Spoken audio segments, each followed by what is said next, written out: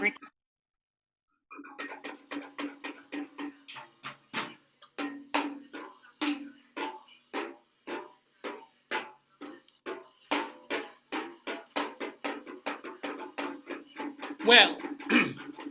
there goes the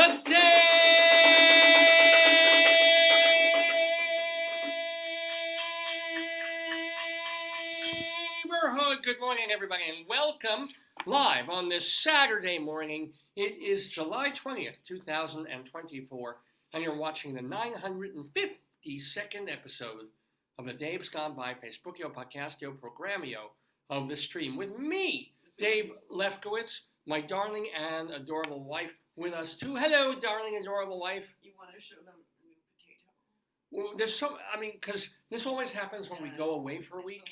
I'm just like, I'm overwhelmed with all the things I need to talk about and all the stuff that's happened because Joyce and I, my wonderful wife, went away for a week to go back to New York for a couple of days. Because, we have some family there, and it's been many months. So very quickly, because she's doing a zillion things at school, and I was teaching, just for a couple of days, bing, bang, zoom, off to Manhattan and Long Island, Queens. Programs of the shows, too? Yeah, the ones I'm going to talk about today. So one of the things that we'll be doing on this episode is Inside Broadway. We're going to bring that back. Haven't done that since January. So I will have reviews of two of the shows. All beginning with H. Oh yeah, Home and Hell's Kitchen. Actually, also they go together because they're kind of black centric. Did you ever figure out what happened to the lead actress? Well, yeah, we'll talk about that. All right. So I go to Broadway and it's your first show since you're back, yeah. That's right. We come in on last Wednesday. And it was the same night that we arrived, you went to a show, so... Yeah, because, why not? I almost wish we could have left earlier in the morning, because Wednesday matinee. If I had done it right, if I really planned it, we came into town on Wednesday, and then left on Saturday evening. Had just the hours shifting, I've been a little more energetic. I could have seen 7 shows in less than 4 days, but I didn't. That's your old... That's the way I used to be. That's old Dave. Yeah, but did you ever find out what happened? No, I don't think it's all that unusual with her. What happened was, went to see this Broadway. She wants to be went to see Hell's Kitchen on Broadway, the Alicia Keys musical. She's not in it. She wrote it. And my first show in many, many months, anywhere. I haven't been to the theater. So, and I'll talk about it later. It's actually quite enjoyable, much better than you expect. But just don't talk about the show content. Talk about right. What happened? Well, it's about this young girl growing up in New York City. Actually, Manhattan Plaza, one of the places I've always wanted to live.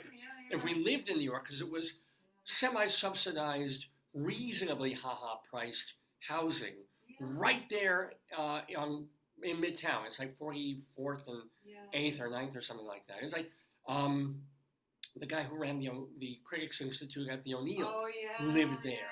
And all these artists and people lived in Manhattan Plaza, still do.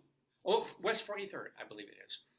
So she was growing up there with her mom. Her dad was a ne'er-do-well and not much plot. But this lead actress she is the raison d'etre of the show, based sort of on Alicia Keys' own story. She's the lead character. So it's about her, blossoming, discovering puberty and the fact that she's kind of boy crazy at a certain age, and discovering the piano, and discovering that she loves music. So, the show follows her. So we're watching this lead actress, Malaya Joy Moon is her name. And she's really, she's very magnetic. I want to see if we can figure out what happens to her. Yeah. And she's moving, she moves beautifully. She dances, she just has this incredible, supple way about the way she moves. And a good actress too, and a good singer as well. And we go about 40 minutes into the show on Wednesday night. And then a big Malaya Joy Moon. And so I'm watching the show, and they get through this big production number, and lights kind of go halfway to the up on the house, and we get the announcement. We say, "Oh, there's technical difficulties. We have a set problem. We have a production problem. Whatever generic thing that they say when they don't want to say what's actually going on." And so we're going to pause for 10 minutes. And please don't leave your seats. Don't go anywhere. But we're going to pause, make you wait while we fix whatever is wrong with us. Yeah. So how did they do it again? Well, they make an announcement over the PA. It's not the ushers. They actually have someone. 1 month ago she left because she hurt her ankle. Yeah, we saw that when we looked that up. But there's no like. Yeah, there was. I haven't seen a mention of what happened when I was there a week ago. Not this past Wednesday, but Wednesday last. And then here's the deal. So we're told, oh well, because invariably you figure it's a set thing. Some piece of machinery that was supposed to move got caught, a gear got stuck, and this happens, not all the time, but it happens, right? Or some costume malfunction, but I've got to be sewed, and so forth. So we're all waiting, la-di-da-di-do, and then about 5 minutes into the wait, the voice gets on the speaker again and says, well, we have an actress change. And it turns out to be the lead actress. Wow. So she's out, and the new the new lady woman person goes in, and let me see what, I'm forgetting what her name was or is. Did I print that out? I thought I did. I'm trying to figure out if they say anything. They don't. Gianna Harris. And so that's, and in 5 more minutes, they start up the show. So I think the whole break that we had, the whole sort of impromptu intermission, was about 10 to 15 minutes. And suddenly there's this new actress playing the same role. And she they made her up, they dressed her. So you're kind of wondering, if you were far away and your eyesight wasn't good, you would not really realize that they had a different actress playing visually. They didn't say like so-and-so is playing. Oh yes, absolutely, they said it. But in other words, if you missed the announcement and you just kind of wandered to the bathroom, you came back, you're kind of like, she sounds a little different. But it's amazing how they cast people closely enough in a role that they're sort of like, oh, no, it's still her, isn't it? And the second actress, I was going to review it later in the show. The second actress. See, people had asked that the same thing happened, that she hurt her ankle in Act 1 and she left at the beginning of Kaleidoscope. Right. And then other people are saying, will she be in it this weekend? So people are asking on Reddit, like, will she be there? So yeah, there's certain actresses. I'm not saying this is her, but there's certain actresses this kind of happens to, like, fairly or not. They have a reputation, like Donna Murphy had some throat thing, and just sort of like, you want her for 8 performances a week. She's contracted for 8 performances a week, but every other week there's a day or two when she's on vocal rest, when she can't, when the this and the that. Yeah, but you know who it's good for? It's good for the understudy. Sure. Right? Like, so if I was that understudy, it's like, who was the one they did? Was it the Gypsy Rose Lee, where the understudy came on and they liked her? Oh, I see what you mean. Remember the woman, she was on it, and then she wanted to get out of it. Well, this was. And then the understudy wasn't she like? This was about 2 years ago. Yeah. It was Beanie Feldstein appearing in Funny Girl. Yeah. Funny Girl. On Broadway, and the critics were kind of like, meh, she's all right. She's amusing. Yeah. Not much of a decent singer, but not Barbara, and not what you necessarily want for Fanny Price. Yeah. I said she was fine, and people weren't really buying tickets that much. And then suddenly after the opening, vocal problems, she wasn't feeling well, so they kind of like, and meanwhile, when she wasn't on, I think she had COVID for a week or two too, they brought on Julie Benko, I think her name is. Something like that, yeah. Who is the one that I saw when I went to see Funny Girl on Broadway. And she was really good, and she was good enough. She wasn't spectacularly amazing, but she was good in all 3 departments. Funny, very good. It's bad when the understudy, comes in like that. Then, well, it made the understudy's career. She's not famous now, but she's getting parts. She's doing stuff because suddenly everybody was like, Oh, I guess it was like a week after the critics were still And going maybe to the show. Maybe they also have Yeah. you have lower expectations for an understudy because they're probably doing multiple jobs and they're not really focusing on it. So you would think that if an understudy does well, that they must know it even better because it's not their main gig. You give them more like they've had so much less rehearsal to practice. Yeah. So we all, or Gianna on Harris, the stage. Yeah. Gianna Harris in Hell's Kitchen. Yeah. We were all like, man, she could have been in the league. She's just step right. Now she might be. Have done it a couple times. It was horrible how she kicked the lead actress in the ankle.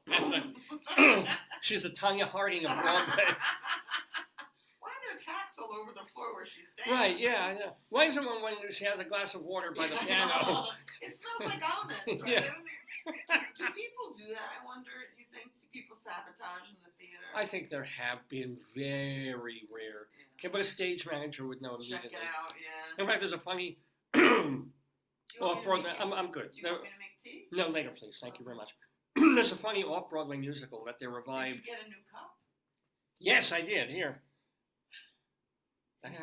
I'll talk about this in a moment. But there's a funny off-Broadway musical that they did years ago that they revived like 20 years later called Ruthless. Uh-oh. Very funny. And it's about this little, like, 9-year-old girl who really wants to play. We saw Ruthless, didn't we? Yeah. It was funny. And the point is, little Tina Denmark, I think. She destroys everybody, like she did, yeah. She makes sure to kill anybody who gets the parts that she wants. And she's got the stage mother and all that. It's cute. It's a cute show. So, I'm sure it happens. Yeah.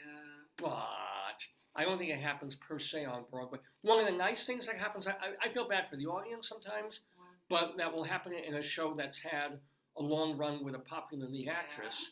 And the understudy's always there. They have to be ready. They have to be dressed. They have to be just in case. Every show? Sure, that's part of it. They're paid. The understudy's paid. They're paid. Whether they go on or off. Somebody sitting on the bench during a football game. Yeah, exactly. So sometimes the lead actress will, in the last week of performance, will be like, I'm not feeling so well. Just to give the understudy a chance to do the show. Say that I performed on Broadway. Yeah.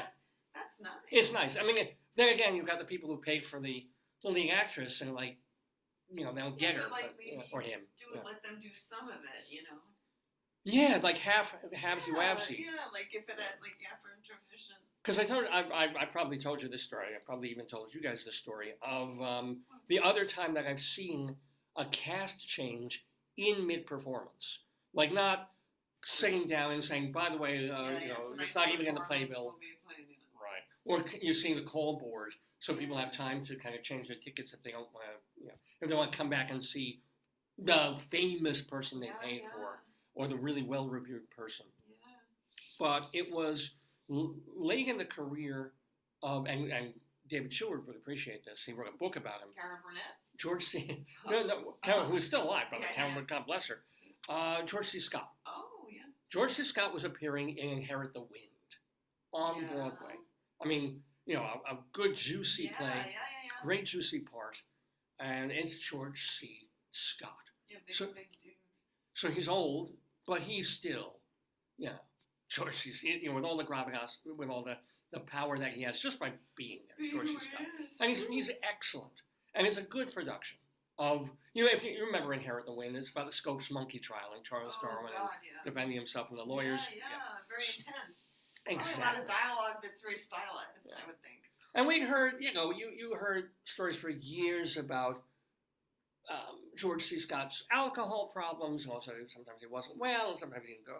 So, but we're watching the show. He's fine. Okay. We're into the second act. No. Explosive diarrhea.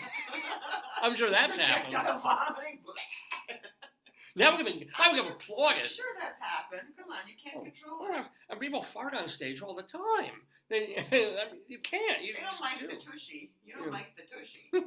Well, yeah, because it could. So literally with about 20 more minutes to go in this 2.5, almost 3-hour show. Yeah. There's kind of a pause taken. Oh no, I think George C. Scott, sort of slightly slipping out of character. He says, "Sorry, folks, I'm going to need a moment." Oh wow! Uh-oh. And he goes off the stage, and he's helped off the stage. What does he do? Fart? I don't know what he did. Probably.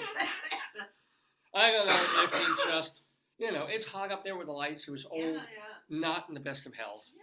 Although you couldn't, his performances. Yeah, he pulled it together. Yeah. So he didn't go back on.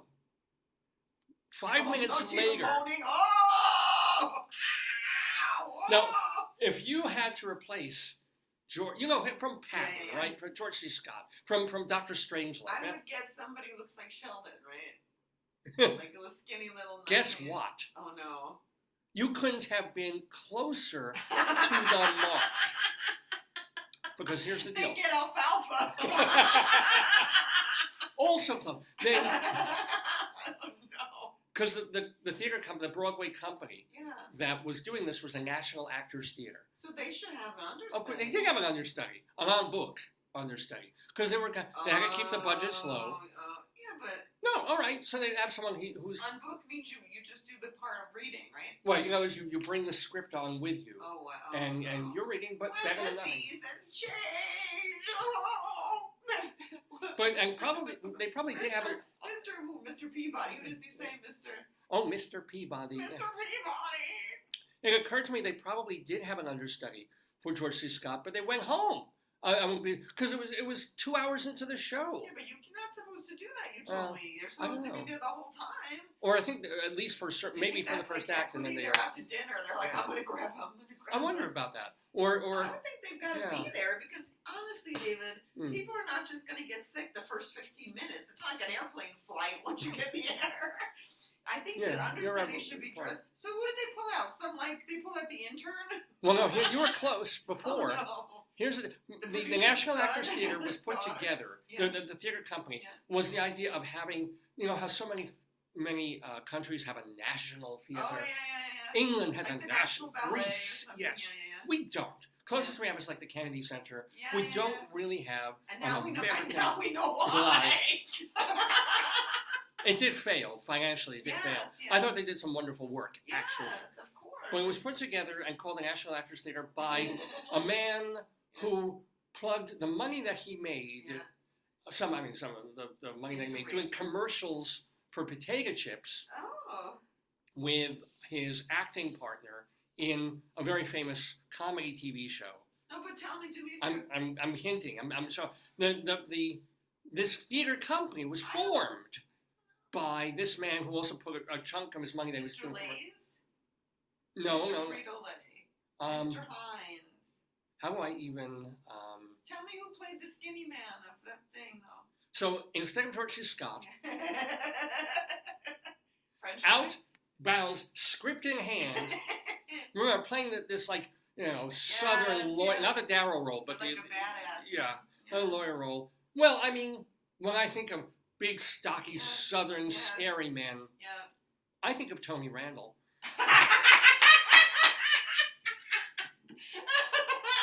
It's not typecasting. I don't know. Good. And literally. Like, hello. So he's bounding onto the stage with script. We're going forward. We're going forward. And then he was fine. And it carried the show. I would love it because you get to see another really, really good actor. Yeah, but he was on book. He was on script because he did not expect to have to go on for George C. Scott in Inherit the Wind. But it was great. So tell me, I don't understand who you're saying it's a Frito-Lay. Who's the person? Oh, I'm pretty sure that he and Jack Klugman, they did commercials together, and there was a point when they were hired for a lot of money to do potato chip commercials. I might be misremembering this. And then Felix, Tony put so much of the money. Tony Randall. Potato chip, maybe. What's his other Jack name? Klugman. Okay. Tony Randall and Jack Klugman potato chip commercial. Oh God. Yeah, there it is. Honey. Yeah, they did. Yes. And Randall did it specifically so he could put the money into his theater company. Excuse me, sir. Have I ever seen you before in my life? Thank you, stranger. Would you mind trying the new Eagle Ranch tortilla chips? Eagle Ranch. All right, it was tortilla chips. I don't remember that. No, let me see if I can find. Because it says potato chips, but that says snacks. Well, maybe the same brand. Eagle chips, David. All right. Oh God. There's one of him on a boat. I think he's comparing it to potato chips. Oh, maybe. I'm about to ask a total And stranger then if he you'll. does, I'm about to ask a total stranger if you'll compare the new. and then there's one here. Feet off the table. Now, here's your bag of eagle potato chips. Here's my bag of eagle potato chips. Now, we're going to open them. Not like an animal. Watch me. I open it easily. I remove one chip. I'm not going to show it just in case we can't, show it. But It looks like it's Eagle brand. potato chips, which I don't even know if they still exist anymore. They're probably Almost gobbled like- up by another. Right here. Well, they're still playing the Felix and Oscar characters, yeah. And here's it's Eagle. This is Eagle potato chips. Yeah. They still Look at exist. it. Are Eagle potato chips still in existence?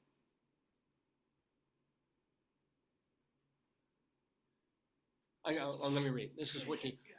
That's Yes! It's AI. It's AI. That's AI. So it might be wrong. Well, they're It's pulling from sources. So. part of the Eagle Snacks brand, owned by Eagle Snacks.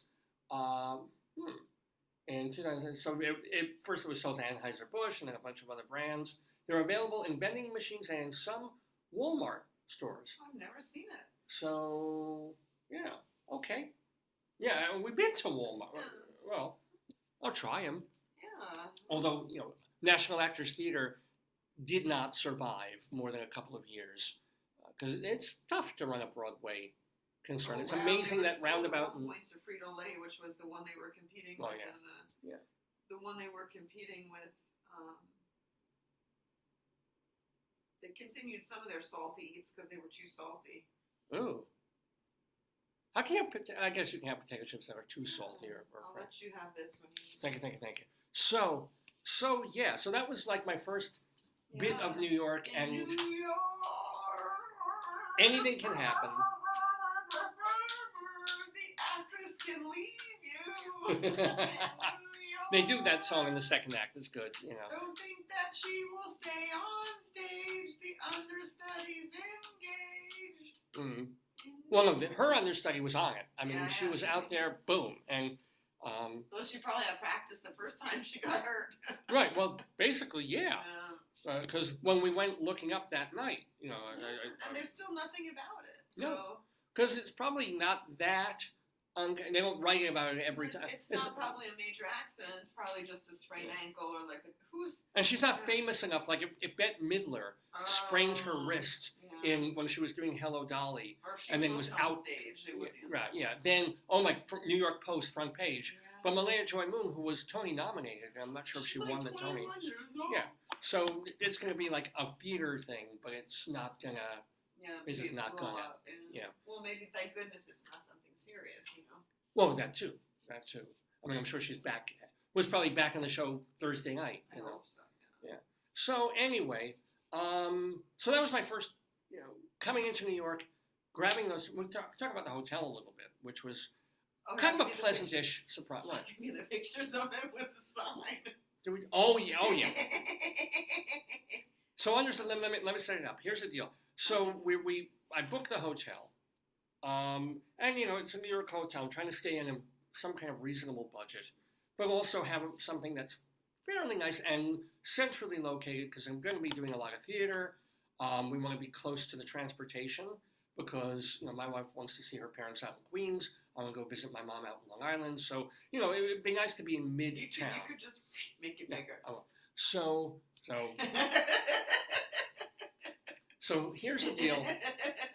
And we got the car over, and it gets to Midtown, and it's not a terrible trip from Baltimore. It takes about 3 hours to get just to the point where you're entering the tunnel of Manhattan, and then 45 more minutes to go 8 fucking blocks from like the tunnel to the west side on 45th Street. But fine. And we get there, and I'm a little worried about the hotel because we stayed in a perfectly fine hotel back in January. It was a Portuguese chain. Yeah, a Portuguese chain called Pestana, which I don't know. The name Pestano is like pest. It doesn't mean mustache or something. Yeah, I forget. and it was very. But the rooms were tiny, but it was clean. It was nice, and we had no view. I mean, we literally looked out on like an office building or something. But it's New York. You're lucky if you have a cabinet, which is a New York studio apartment. So and a tiny little bathroom. It was fine, and the people in the Piston were incredibly nice, Oh yeah. nicest people. So, but I was thinking of booking it again, but it was more on the east side, and I was going to be schlepping to Man. I Oh, thought that's right. it wasn't that nice. Let me try something similar, same price range. You wanted something closer in the theater district, Yeah. right? I thought that was your goal. Yeah. Was And that also the part of rates it? had gone up at Pestana. I had stayed the same. But you had that. If you're a club member, you probably got something. Got a little something. But all right, let me try another one. Got good reviews on Yelp. And we get to this place called Citadines. The Citadines Times Square Hotel. Ooh. We come, and so we're like, okay, yes. The first thing we David, see, what time is your guest? 10 o'clock. Okay. So we get to the Citadines Hotel, and I'm hoping it's not going to be like crappy. This is the first thing we literally on Make it bigger. entering. Make it bigger. Well, here's me, and Yeah. then make the sign bigger.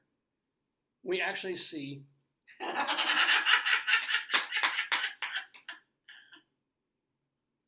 right. We're schlepping from. Well, we've been working all week. We're tired.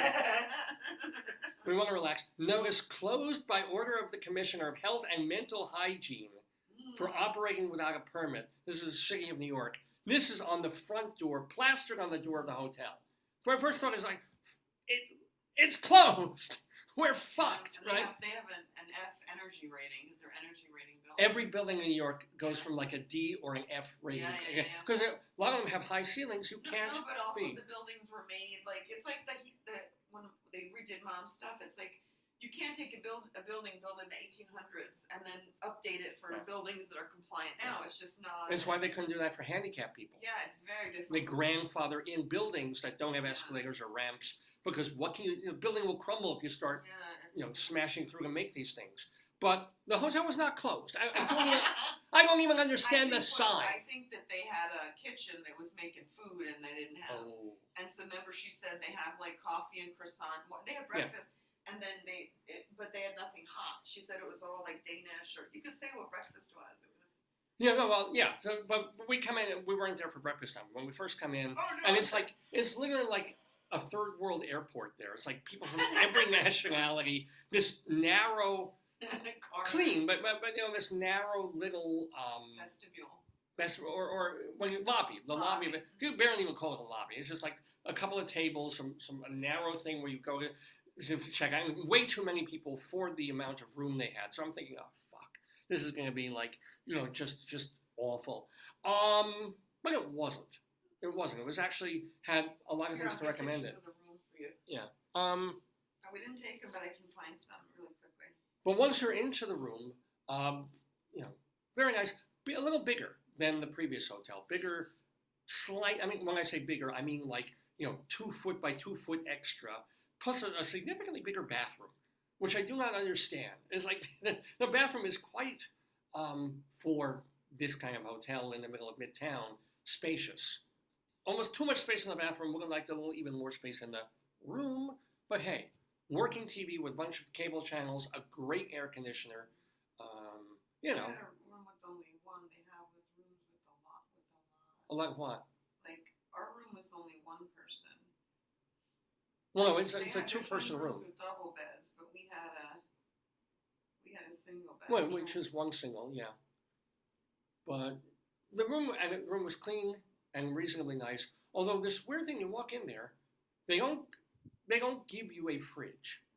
I've come to expect this in pretty much any hotel. They give you a little mini fridge. They don't even do mini bars anymore, which I don't miss. We gotta stay in Embassy Suites is the one that has a little kitchenette. Oh, that's I don't even expect. But remember mini bars, which were horrible. You move anything and they charge you for it. I think they rely on it because it's just a supply and demand. Like if you're in a place that has a lot of food and drink, you can go anywhere. But if you're in a hotel and it's 5 a.m. and you're hungry because you just got off the plane, sometimes you're desperate for that stuff. Although in this hotel, 5 a.m. you go out the hotel door, you turn right, and there's a giant store selling everything. Yes. So it's really, it's New York, right? But still a fridge. I want to keep a drink cold. I want to keep. We brought some especially food. in summer, yeah. But because we became members of the hotel chain, they gave us a fridge that day. We never got the coffee maker, but No, that was the thing. You also even more than a fridge. It's basically standard to go into a hotel room and they give you a Keurig. One place had an espresso. I don't know what the fuck was wrong with that. But a Keurig, or even just an old-fashioned coffee. Nothing. They have coffee in the lobby for you to make because everybody wants to get up at like 6:05 a.m., trundle down in their pajamas, no, you want to make a fucking cup of coffee or tea in the room. I gave you the tray from Starbucks so you could carry the stuff up. Yeah. That was the Starbucks. Yeah, because sometimes you just want to have coffee and right before you come down for the free breakfast and thing. So and I asked them, and they say you can ask for one. So I asked one.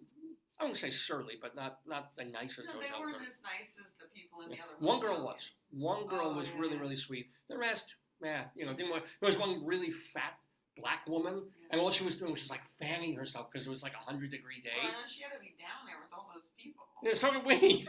So did I. Close the front door. Make sure that once the people are in, the door's closed. They were electric. They were. Yeah. But we never did get our two different people we asked never got a fridge. That's unacceptable. We got a fridge. We never got a coffee maker, which is like ridiculous in this day and age, even for a motel, which this was not.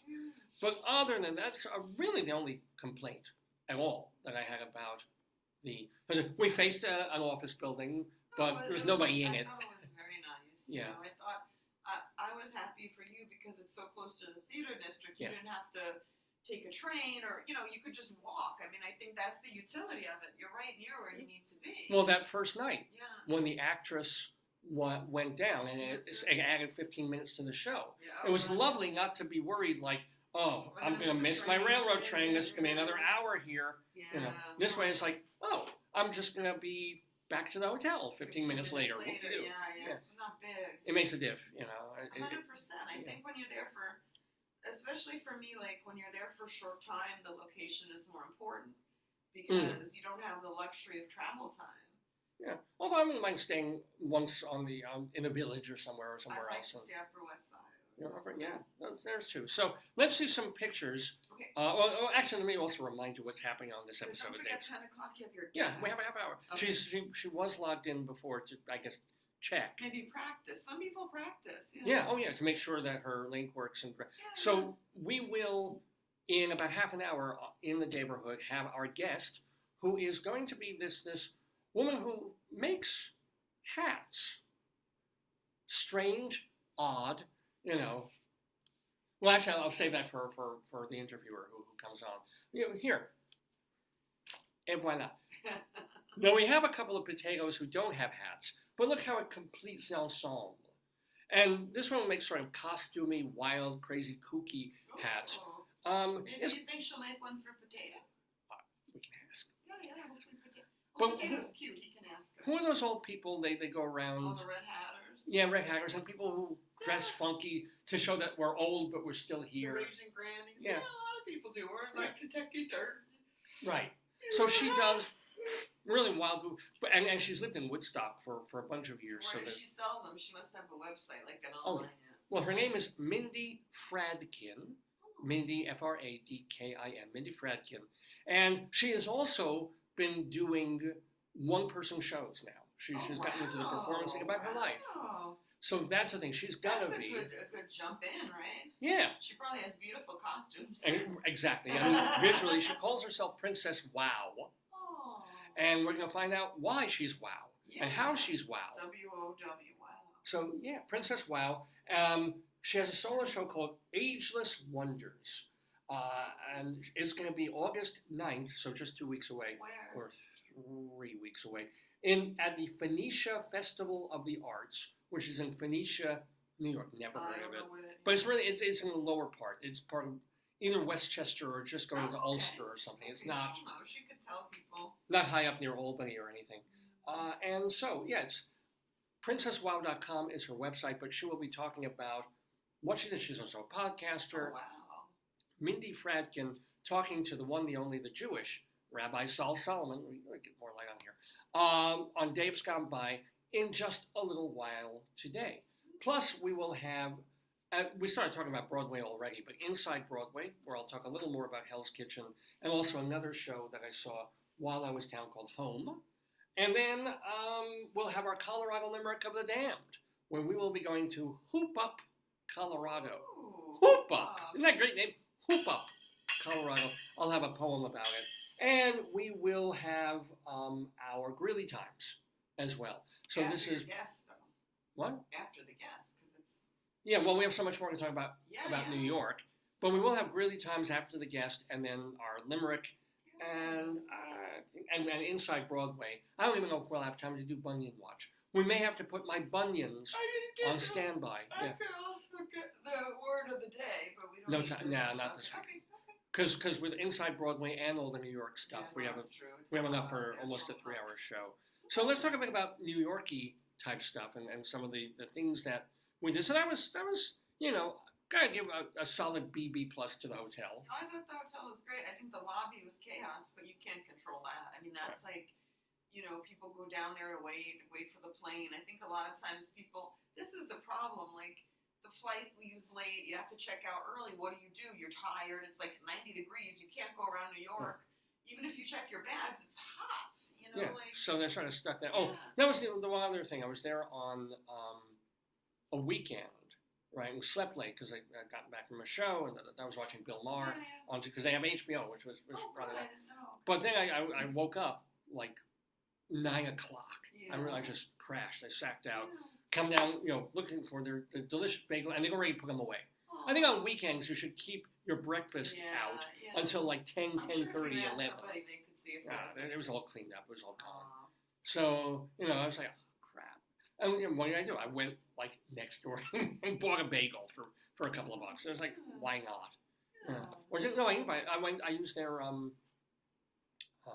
they had those salad bar things. So I got a couple of flapjacks, a sausage patty, and Nice. yeah. Make your own. Yeah. So I had to pay for it, but it's breakfast, and I was hungry, and why not? But again, you've got travelers from all over the world. Do you really have to clean up every stitch of breakfast before 9 a.m.? Maybe they're all used to getting up at 7. I don't know. Particularly on a weekend. But let's take a look. There are a lot of stuffies. A lot of stuff. Let's go. There is a lot. Let's go backwards into it then. So.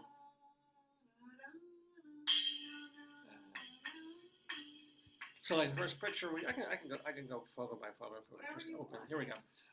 So yep, here we are in front. I am in front of Radio City. Yes, with the bicyclists coming out of your head, it's amazing. There's so many of them in New York. And then we've got this way. I don't remember what that. I'll tell you. Let me see. Oh, that's the pink thing. Yeah, but what was it? It's the Statue of Liberty with the chicken. Oh, that's right. It's kind of hard to see. So, yeah, near the bust of President Kennedy. Really appropriate for the week. Yeah. There's a chicken statue. We should have gotten that. That's amazing. Yeah. And then there's me making believe I am the chicken There's more statue. of you doing that too. Yeah. Oh yeah, of course there would be. Let's get right on height. Okay, and then your beloved Lincoln Plaza Cinema. Yeah. Well, wait a minute. If did they close it? Why does it still have the logo? I don't know, but I think it's closed. And then this was ultimate. This was the Lincoln Center Fountain, Yes. which is one of my favorite places on earth. And Yeah. to me, Lincoln Center is one of the man-made wonders of the world. Yeah. And I hope they don't forever change it. Whatever, they got the fountain, they got the pool. So, but they had decked it out, tricked it up for summer or some Yeah, they dance have party. Dancing Under the Stars at Lincoln Center. You can make it bigger, honey, too, to show them your Some of dancing. my moves. It looks like you're holding up the globe. Exactly. That's why I love the didn't shot. realize that. Yeah. But there it is. That is the Lincoln Center reflecting pool, which I'm always happy to see every time I come uptown Well, you to New also York. played games at Lincoln Center. You want to show them? Now, the games? can you believe I had to go all the way to Manhattan? I mean, I've lived in Colorado. I live in Maryland. But no, all the way to Manhattan and Lincoln Center Park to play cornhole. They have cornhole. But they're beautifully painted. It looks like gardens. Like they're gorgeous boards. Those boards are great. cornhole is fun. It's not that fun, but it's fun. It's amusing. It's not too much exertion when it's 90 degrees, you know. And then knowing that you're in New York, like Oh yeah. the dichotomy of things. So first of all, I'm standing. It's going to be impossible to really see. Make it bigger. Well, hold on, I will. Oh, Let me show sorry. me and then the thing, and then It's not Virginia no. Well, with the barriers. well, actually, those look like little Yeah, cones there. yeah. But if you can see on top of Rabbi Sal will love this. Literally, somebody plastered on the back of a light. Messiah is here. Like the real crazy Orthodox Jews who actually believe that Lubavitcher Rebbe was not just a great So are rabbi. there a sect of people who believe that he was the Messiah? Yeah, who really believed that he was there, Mashiach. my friend's husband, the one who had like kidney stuff, he was sick in Beth Israel, and I was there with mommy when that man was in there. And they were like, you couldn't get through to get in. Like there were like hundreds and hundreds. He was a beloved rabbi. Yeah, That's yeah. one thing. But there are people who believe There like, were a sect who, when he was dying, kind of figured, oh, this is it. Mashiach is what here. are they doing now? Like I don't know. They probably still think on some level he is or was or is the prophet of the Messiah. I haven't followed that much, but he's beloved. He's right there. He's beloved in a way a little too much. He's like an iconic image. But how did a bunch of Orthodox I don't know Jews how you climb sneak up there. to this? That's pretty high up. You You know. need a ladder. Because when I walk through Baltimore or sometimes in New York, and I see these stickers on things for the fucking Gaza Palestinians and all that. I'm like, I want to tear them off. But at least, you don't have to get up on a ladder to put them there. It's just some short little Arab going, Maybe it was divine intervention. that put this here, right? There's more stickers too later. Are there? There's the hostage stickers, which is and then you're in New York when you go to Barnes and Noble, and then there's an entire section. You can make it bigger too. All right, yeah, of right there of Jewish books. It's like not a whole sect, but a whole Wall, a display. cabinet full of Jewish books. It's like yay, and then like you go a little further into the thing, and then like on the bottom there's a book about how Israel should not be in Palestine. Just turn the book No, around. that wasn't here. That was in a different bookstore. That was in another bookstore. Figures one of the more independent-y ones. Oops. How do I get back? Just here, give it to me. Yeah. Whenever you increase the thing, you just go back here. Where were you at? You were at, okay. You were doing something. Were you making it into an image? No, when you poke around on a phone, it has a mind of its own. So anyway, so some great things and reminders that New York is always going to be near. You read the New York Post saying that New York is horrible.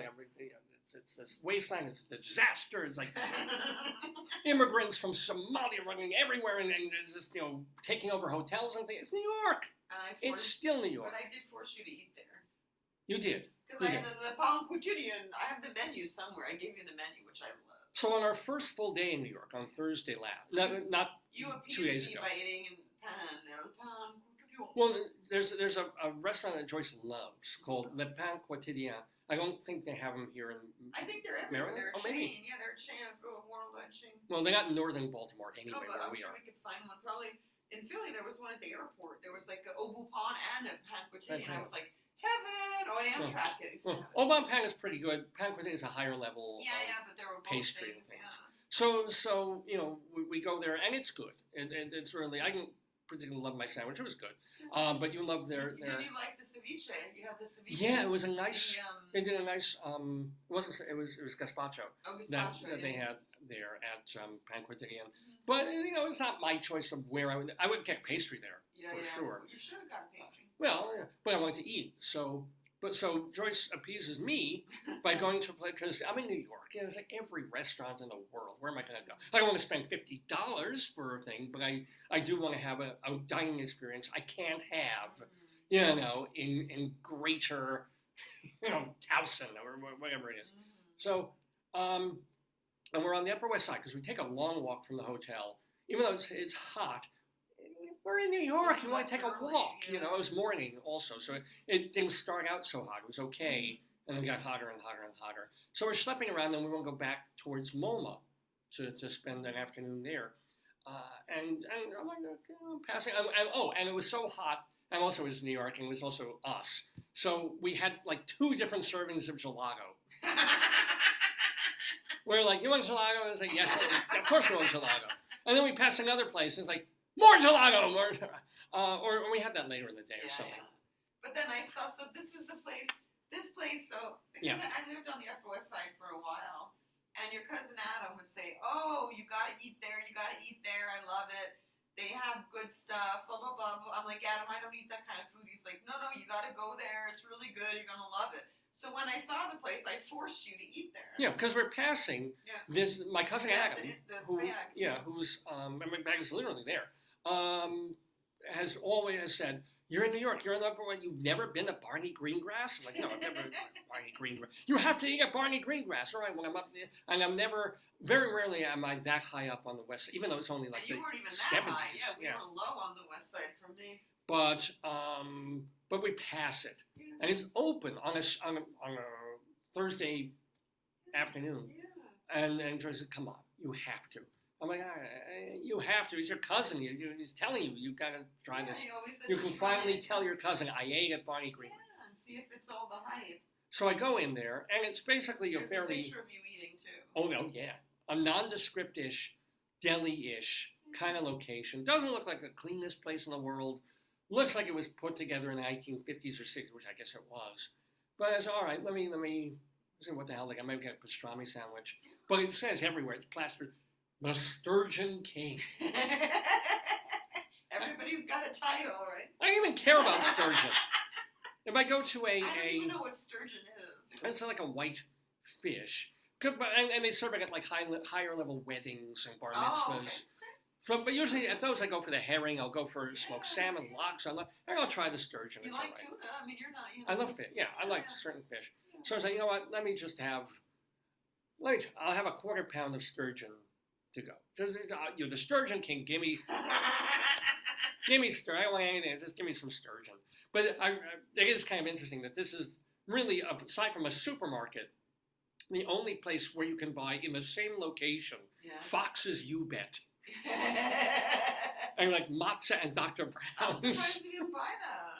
Well, I think you can get You Bet. So, supermarkets can get these things. No, but when you were eating your sturgeon, you could have had a drink. I could have had an egg cream. I guess we had water.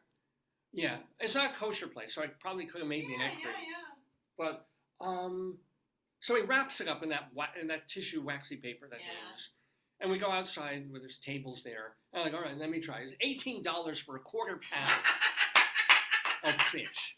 It's like we're not talking caviar here. We're talking about just white fish. Anything for a quarter pound of sturgeon. You express that over and over and over. So I take my plastic fork. I'm like, fine. There's pictures of you eating it. Yeah, here we go. That should be the next picture. Here it is. Yeah. You didn't even take off your knapsack. You must have been starved. Yeah, why was I still? How could I have been? You must have been starving. You didn't even take off your bag. You must have been so desperate for food. That's so You weird. must have been How am I sitting down? Because maybe the chair, if you were on a bench, probably. It's a bench, Look, Why didn't I just take off my I knapsack? guess you were so hungry, you were obsessed with it, you ate it, you didn't even notice, So that's absolutely ridiculous. Is your knapsack on in the first picture? Yeah, well, I'm holding Let me see. Yeah. I guess you didn't want to take it off. That's nuts. I mean, we were sitting down. Why did you wear your knapsack? I don't remember You doing must have been so famished. And then from maybe in the not sun had been eating. baking my head. Yeah, you're just you began to consume the. And let me tell you though, for all the bitching about the money and whatever, and that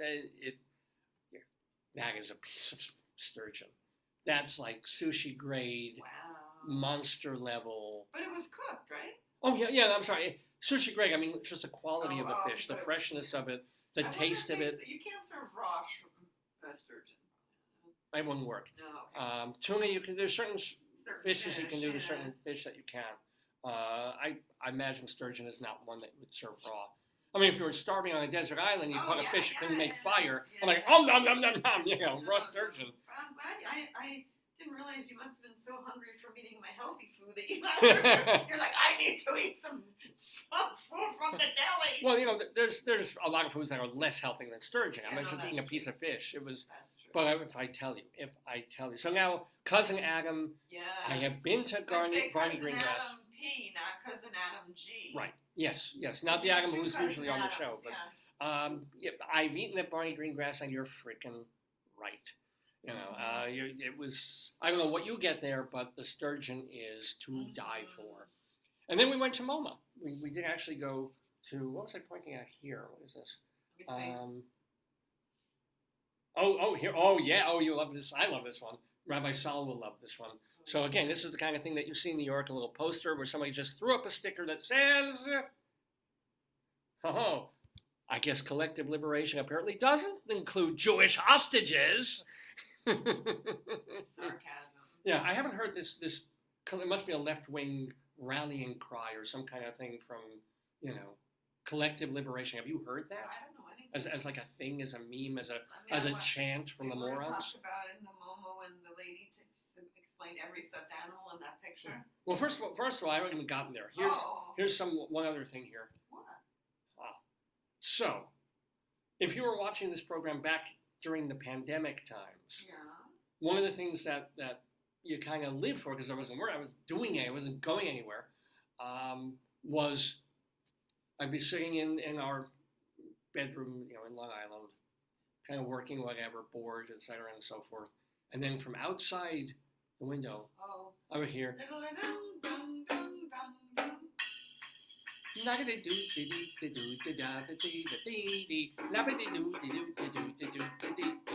So you're going to be very proud of me because I did not come running after the Mr. Softy truck.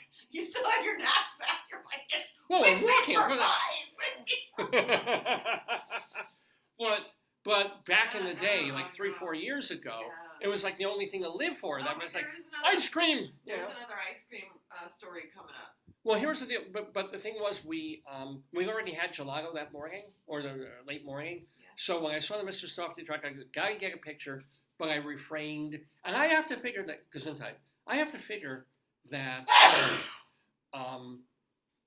Mr. Softy. I don't know what I'll bet it's like $6 or $7 a cone now. I think it was 7. It was like, it's Mr. Softy. I mean, it's a soft ice cream cone. Why, I was bitching when it was 4, a couple of years ago. But then we go to the Museum of Modern Art, Gesundheit. That's later. Well, that same day, same day, Gesundheit. And this is probably the greatest artwork that we saw there, right? You saw all the usual modern art people. Ladies and gentlemen, this is me considering whether to use the lactation pod. I'm not going to milk this joke any further, but yes. And then, this was just a lobby of one of the lobbies of MoMA. Oh, you look good, yeah. And we went through MoMA. This was really the only story from MoMA because we didn't stay a long time. There were 2 we were so stories. tired. Well, but also the one room we had a security guard who was more friendly and more kind of voluble than any other museum security guard you've ever met. This nice lady, presumably like a middle-aged lesbian happy lady, whatever she was, but she's in a room of an installation of soft, plushy toys from the past 40 years. Yeah. And, my wife saw me getting kind of like, oh, this is cute, this is so cool. Oh, look, because they're all squashed together. So there's Cookie Monster. I was not screaming. She was screaming. She was like, oh, you have to see this. I know. So I guess she got excited. People in the room. It's like, why she picked up? I have no idea. You. Because, there are people milling about these. They were Maybe hanging. we looked like the age of people who would know some of who the characters were. She would, But you figure any child going into the room is going to be excited about seeing a plush. What's the guy from that Frozen movie, Olaf? All of them squashed together in these. I'll show you what it sort of looks like. It's just They're like hanging. This is modern art, ladies and hanging gentlemen. clusters of stuffed animals. A plush toy. But I think he takes away some. Like they begin huge and he takes away. Oh, because they fall out and they That's what she kind was of saying, yeah. So it's a living sculpture of some sort of. It's cute. It was nice. It was fun. More fun than most art per se. But I'm going like, oh, that looks like. And then she suddenly, oh, there's a Kermit here. Follow me. I don't give a fuck. I'm just looking at these things. But then everybody started listening. Like the whole room was like. Yeah. She and then became like the tour. She became a docent instead of a security guard. So she was wonderful. Yeah. But I was kind of like, how long is she going to keep us in this room? No, they were very nice. And then I asked if we could take out food from the one place, and the guy's like, no. He's like, where would you like to take it? I'm like, Aruba. And he's like, only if you're Harry Potter. The guards were very nice. Yeah, they were cool. They were sweet. And oh my God, we got our guest coming in just a few minutes. No, it's fine. It's great. So our one other story from MoMA didn't really have a lot to talk about there. Well, except the more I see this painting, Let me see. the more I really love it too. I don't know why. Yes. But I forget who did it. Of it. Yeah, it was like something in color, but it's just really beautiful. There's something I would love that on a let's just take our life savings and buy it. Yeah, I don't think it was for sale. It's in the museum, but they won't turn down a good offer. This is what you were talking. I thought you were talking about that because that was at the. Oh, that's true. Gift shop and ice cream. What is this big speech? Here we go. So this is the gift shop where I was really tempted to buy these guys. But everybody says that, that New Yorkers are, rude and terrible and obnoxious and they're all criminals and they're all this. So we're at the museum. We want to put our feet up outside in the, MoMA has an outdoor, not a patio, but like a garden. But we knew that something was happening because a lot of people in suits were planning and they had the party rentals. So they were going to vacate the space early. Yeah. So I said, is there any place I can get food I can bring outside? The man said, you can't bring this through the museum. So then he said, you have to go outside. And we went out and they were closing the food place. So the man's like, oh, whatever you want, I'll get it for you. And I'm like, could I have an iced tea? And then they had frozen ice cream. Frozen ice cream, It's like, we only have chocolate. And they gave us a big serving of that. I mean, we bought it. They didn't just give it to us. But, so we're in this garden and we're like, we're really tired now. It's like 4 o'clock in the afternoon. We're just schwitzing a bit. But, we're having this really nice day and getting our second serving of ice cream. And we're eating it. One was gelato, one was soft serve. You're right. Now this woman comes out. She's moving stuff to get ready for. They're moving the little cart that sells the food. They're moving. Oh, is that what they were? She was working. She was moving stuff, and she looks over it. I don't know why she looks at me, or I don't know why. I think because I moved. She was moving the big we were moving our legs out of her way. And I moved and said, move out of her way because she's carrying a large machine, wheeling it through the hot heat. Yeah. So I figured, oops, I'm sorry. We're you're not in our way, we're not in your way, but we're moving our legs to show that we acknowledge your presence. And she's like, you don't have sprinkles? I know. This woman we've never met. This woman you don't have sprinkles? And we're like, well, no, it's okay. We don't. You want sprinkles? No, she didn't say that. What did she say? She said you have. Did she say you have to have sprinkles? She said you have to have sprinkles. She didn't say, do you want sprinkles? She said, you have to have sprinkles. And then she said, do you want chocolate or rainbow? And we looked at her. She said, both. She said both. Yes, and she disappears for 2 minutes, and then she comes back with 2 packets. Yeah, you'll see it. There's a picture. Oh, there was a picture of. I took a picture of the sprinkles, of you eating the ice cream and then the sprinkles. So God bless that woman. She was just. It was the New York moment that you don't expect of someone just being really, really sweet. Where's your photo thing? Is I'll take it. I'll do it. It's up there, I think. Yeah. So. And then, oh God, we gotta finish this up because we got our guest coming in a minute. But she brings out, apropos of nothing. We didn't ask. She's sort of like, you need sprinkles. So I was like, okay. And she gave us both chocolate. So this is the first one, and then slide that way. Cool. There's one of that's the plain, and then you'll see the one with the sprinkles. See, there's no sprinkles there. No sprinkles, and then, behold, both rainbow and chocolate sprinkles. It's bad enough she gave us one and not the other. She's like, you must have them. Then she brought both. Yeah, and and again, she wasn't looking for. She was just being nice. She was a nice lady. What's wrong? What is it with people who are being nice, especially in New York? Anyway, it's going to be really nice to meet a nice lady right now because she is Mindy Fradkin, and she is a hat designer. She's also a solo performance artist, mostly centered in New York and actually in Westchester, upstate New York. So we got her, Mindy Fradkin, coming to the Daverhood to talk about the show that she's doing in Phoenicia in just a couple of She weeks. just sent you a link to What? a link to reserve her show. So that's good. Oh, that's very nice. Great. Yeah. Well, let's get Rabbi Saul Solomon, the one, the only, the Jewish, in here to chat with Mindy Fradkin here on Dave's Gone By. By the way, you're watching our let me just get some klezmer music up here for the Rabbi. Where is he? Good morning, good morning, good morning. It's our 952nd episode It's still morning. of the Dave's Gone By. It sure is. It sure is. And we're very happy to have you here on this July 20th, 2024. We're calling this episode The Mindy Project. Why? Stick around for a few minutes and you'll see.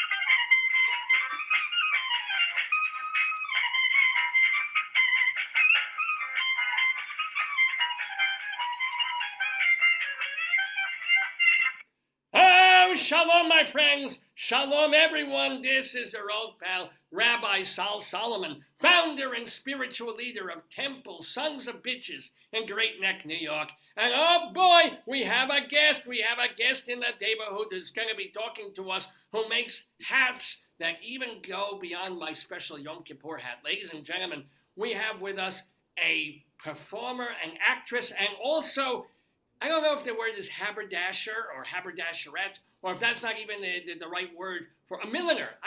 What are you? Who are you and what are you? This is Mindy Fradkin, by the way. Shalom. What do you call yourself there? Let's see. Well, I'm a milliner, Milliner. Yeah. performer, comedian, a woman of many hats. A woman. And that's a beautiful. You made the hat that you are wearing. Is that correct? Actually, actually, I didn't. Whoops. Well. No, I usually do. It's funny, but this hat was given to me. There's occasionally people give me hats, or I have a vintage hat. Actually, I'm not wearing this hat. I'm wearing this hat that is not mine. This is unusual. I could get one. It's if you pretty. want. Well, no, you probably do, because we want to show what you do as an artist, as a creator. Yeah, I will. Okay. All right. If you have a couple near you, you can show what you're. Yeah, I do actually. Okay, hold it. It was just a yeah. matter of coordinating with my outfit. Okay, So, by the way, a second. Mindy Fradkin, performance artist, her solo show, Ageless Wonders, is going to be at the Phoenicia Festival of the Arts in Phoenicia. No, Ageless Wonders, that was my other show. No, I'm not doing that one. No, Sorry, that was my first, that was one of my shows. No, my show I'm currently doing is Princess Wow in Woodstock, How a Hat Designer Started a Revolution. There you go. Princess Wow in Woodstock, How a Hat Designer Started a Revolution. That's being done on August 9th at the Phoenicia Festival of the Arts in New York. So that's one of your... Now, what did you make that out of? It's hard for me. Is that a... Okay, this is... Okay, this one is straw, and I hand painted it. It's like hand blocked, and then I'm kind of like an artist who makes hats, more of like I've sculptured. It's a sculptured piece. Okay. But I'm a trained milliner. I went to FIT at night years ago. But anyway, no, but I'm really an artist who makes hats. Okay, so this is like hand painted. Cool. Hand Let's see some more. Huh? Do you have one other example? Yeah. I'll show you another hat. It's just a matter of, it was about well, actually, I'm wearing a gold vintage 60s dress. So there you go. There's the hat that we see in a lot of the photographs and a lot of the... All right, so this hat, hold it 1 second. Wait, I'm going to wear it this way. There, here we go. Okay, now this hat, this is a tie, and this is my father's tie from the 70s. Okay, yeah. So yeah, and I always love this tie. So I guess I'll wear this. It'll go with a gold outfit. Now, is there any way you can just angle the camera a little bit more? Because like your chin keeps hitting the bottom of the thing. I can't really see myself is the thing. I don't really see myself. Okay. So you need to. You have way too much headroom. This is. I know. Hold it 1 second. Just wait a second because I can't see myself at all. Should I change the view? Wait a minute. Should I change the view? You can try. If I Oh, lose. there. How's that? Ah! I don't know. I couldn't see myself. I don't know what happened. So anyway, okay. So anyway, now you can see me better. Now you're perfectly framed. This is. And now I'm good. I don't know. That never happened before. So anyway, shalom to you. How you doing? How's the summer been going for you? Good. I'm, busy with actually today I have a show I'm doing at a senior home in Poughkeepsie, and I haven't done a show in a senior home in a long time. So it's kind of like exciting and nerve-wracking a little bit, but I'll be okay. Why is it, are you afraid somebody's going to die in the audience? Why is it nerve-wracking? No, I don't know, because I just haven't done one in a senior home in a long time. That's all. Because I used to do them a lot years ago, and now I'm getting back into it. That's all. No, it'll be fine. I've done what? Is it the Princess Wow show you're doing at the? No, it's actually okay. So in my show, the show that I'm currently doing, the Princess Wow show, it's comedic storytelling about my crazy life and how I overcame depression and started a revolution about joy. And I play ukulele, original songs that I wrote, smile songs that I wrote with my husband, and then other musicians contributed. Anyway, and then at the end I do a hat happening. It's a show that I created with my hats years ago because I used to be a stand-up comic and I was a wardrobe stylist. So it's like I have like kind of an unusual career. I have all these, I'm a woman of many talents. So it's like I've had all these different lifetimes actually in my career. So anyway, so I created this show called The Hat Happening that's been in the New York Times, Good Day New York several times. I've had not a lot of press on it over the years. Yeah. And so I do it now as a finale. It's like an interactive performance where I put hats on people's heads and wigs and boas and dress them up. And it's just fun. It's just pure. It's kind of like dress up for adults. All right. And it's really fun. So at the senior homes, like for years, I just did The Hat Happening, like for decades. Like I was just like doing that at senior homes and other venues. So now it's my new stage show. It's part of the show at the end. So today I'm doing a hat happening, but I tell stories and play music and have them. It's improv with the audience. So no, I went to a dress-up party for adults, and I thought it would be great. And then they put me in this. It was leather, and there was a zipper across, and they started doing things. I'm not going back to that. But okay, not never doing that again. That doesn't sound like a Princess Wow hat happening. No. Okay. They did call me princess a couple of times, and I screamed a lot. But anywho, Let me ask you. So when you talk about your wild and crazy life in this show, in the Princess Wow show, how was your life, Meshuggah? How was it? I mean, you suffered depression, but what are some of the things that you touch on in your show? Well, let's see. Well, I grew up in upper middle class family and very it was like country clubs and trips to Europe, and I spent 2 summers in Israel. Yes, and I had stop. Israel, right? Israel, stop. Stop, because give us a little. What is your greatest memory or your worst memory of being in Israel? Well, I spent 2 summers as a teenager there. Yeah. Okay. Well, I had a spiritual awakening there because I did I grew up Reformed Jewish. Okay. And everybody was like just speaking Hebrew at temple.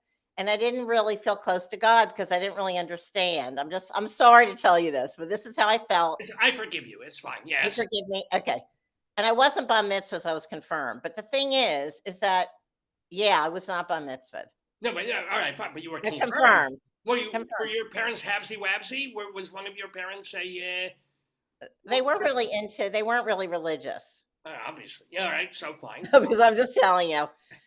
Okay. So, everything was more about, money and wealth and fame. And, my family was famous in Baltimore. I'm from Baltimore, Maryland. Oh, we're in Baltimore County ourselves, right here, right now. This is where we're coming. Oh, I didn't even know that. Oh, that is so. I'm usually in great. God, I better be careful what I say. God. I better be careful what I say. I didn't know that. Oh, What that were you is funny. famous for in Baltimore? What was family famous for in Well, Baltimore?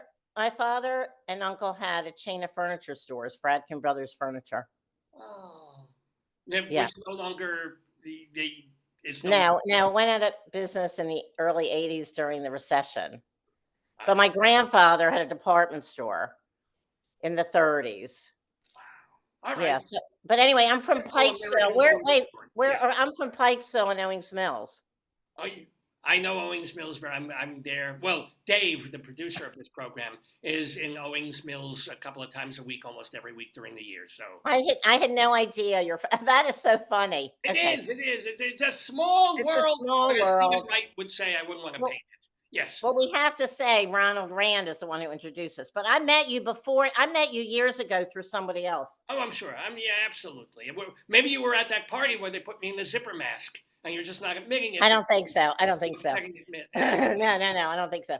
No, but the thing is that somehow our paths did cross through somebody years ago because I remember talking to you and you asked me about Fradkin and everything. Well, because Dave, the producer of the show, he went to elementary school with a guy named Benjamin Fradkin. I know, right? Whatever happened to him, and it's not that common a name, so I'm wondering. No, it's a rare name.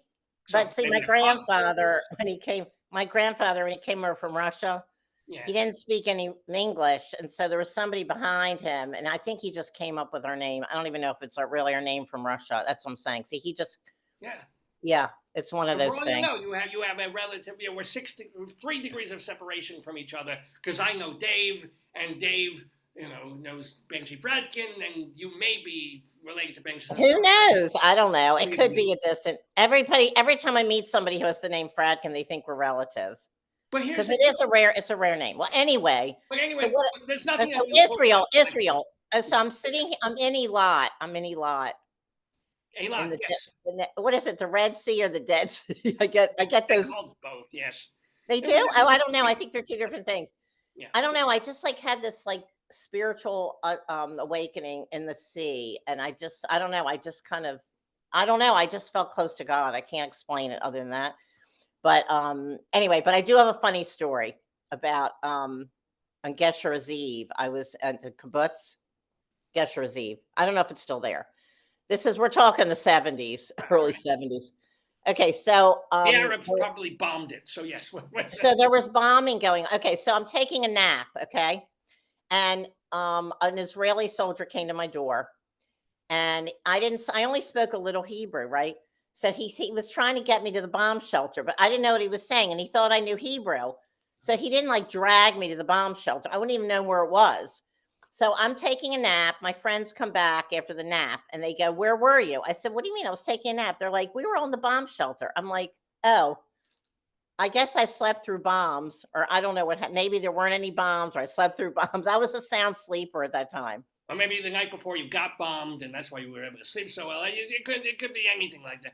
So anyway, so that's one of my funny stories from Israel. But I really loved it there, and we also did an archaeological dig in the old city of Jerusalem.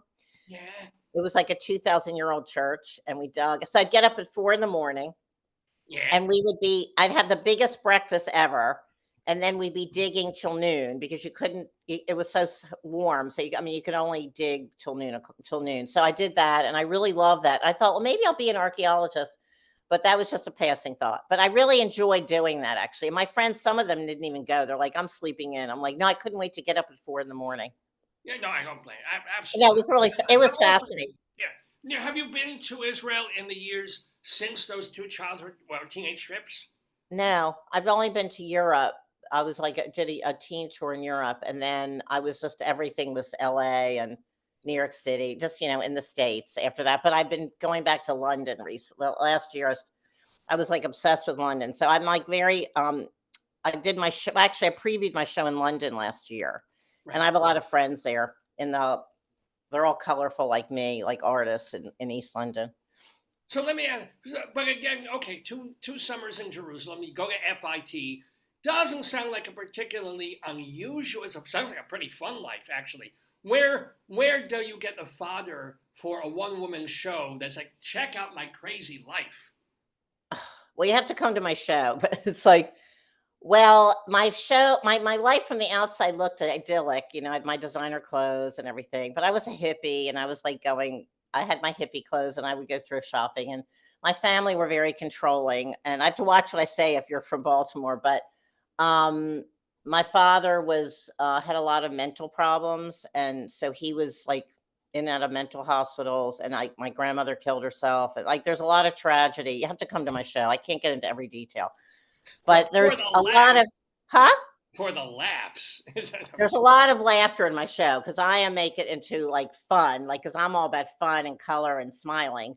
But there's tragedy inside my show, but yet I make it still. I can't say that. I can't say that and make people laugh when I talk about my grandmother, but and my father. But at the same time, No, it's like you my also life was so crazy. My life was really. I had a lot of problems growing up, and I really was I guess you know, you have to come to my show, but at the same time I make it really fun, like because my life is really great, was really like it's hard to explain like in 5 minutes, but I well, this is go why into you have it. to go see her show. You got to see You got to Princess get to my Wow. show, but at the same time it's like you know, the show in the city, I did it in the East Village of Pangea in April, and I had people laughing almost the whole time. It's just my delivery, and it's just me, because like my friend Cynthia Adler, um, she says she's from the Adler family, the acting Oh family, the yeah. Adler Oh family. yeah.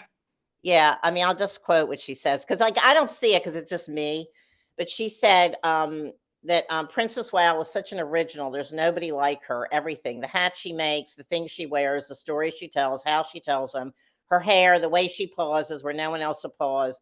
It's all highly original, and there's nobody like her out there, and it's funny. So it's just like I don't see it because it's me, but like Right. this is like Yeah. you Oh, know, nice. yeah, it's just the way I tell my stories, I guess. My costumes, me. I'm just like off the cuff. I mean, I'm scripted, but I'm off the cuff most of the time. Now, I'm is there you mentioned early in this talk, and also are there songs in there as you say you play Yeah, yeah. I play ukulele. was Yeah, been there's like okay, there's some smile. See, I started the Smile Revolution project almost 20 years ago when my dad gave me his last smile. We had a very difficult relationship, my dad and I. He was a big nuts? businessman. Yeah. He was a big businessman, and I was like this crazy artist, you know, like hippie. You know, and it's like, I don't know, we were just so different. Anyways, and I was very rebellious because my family was very controlling.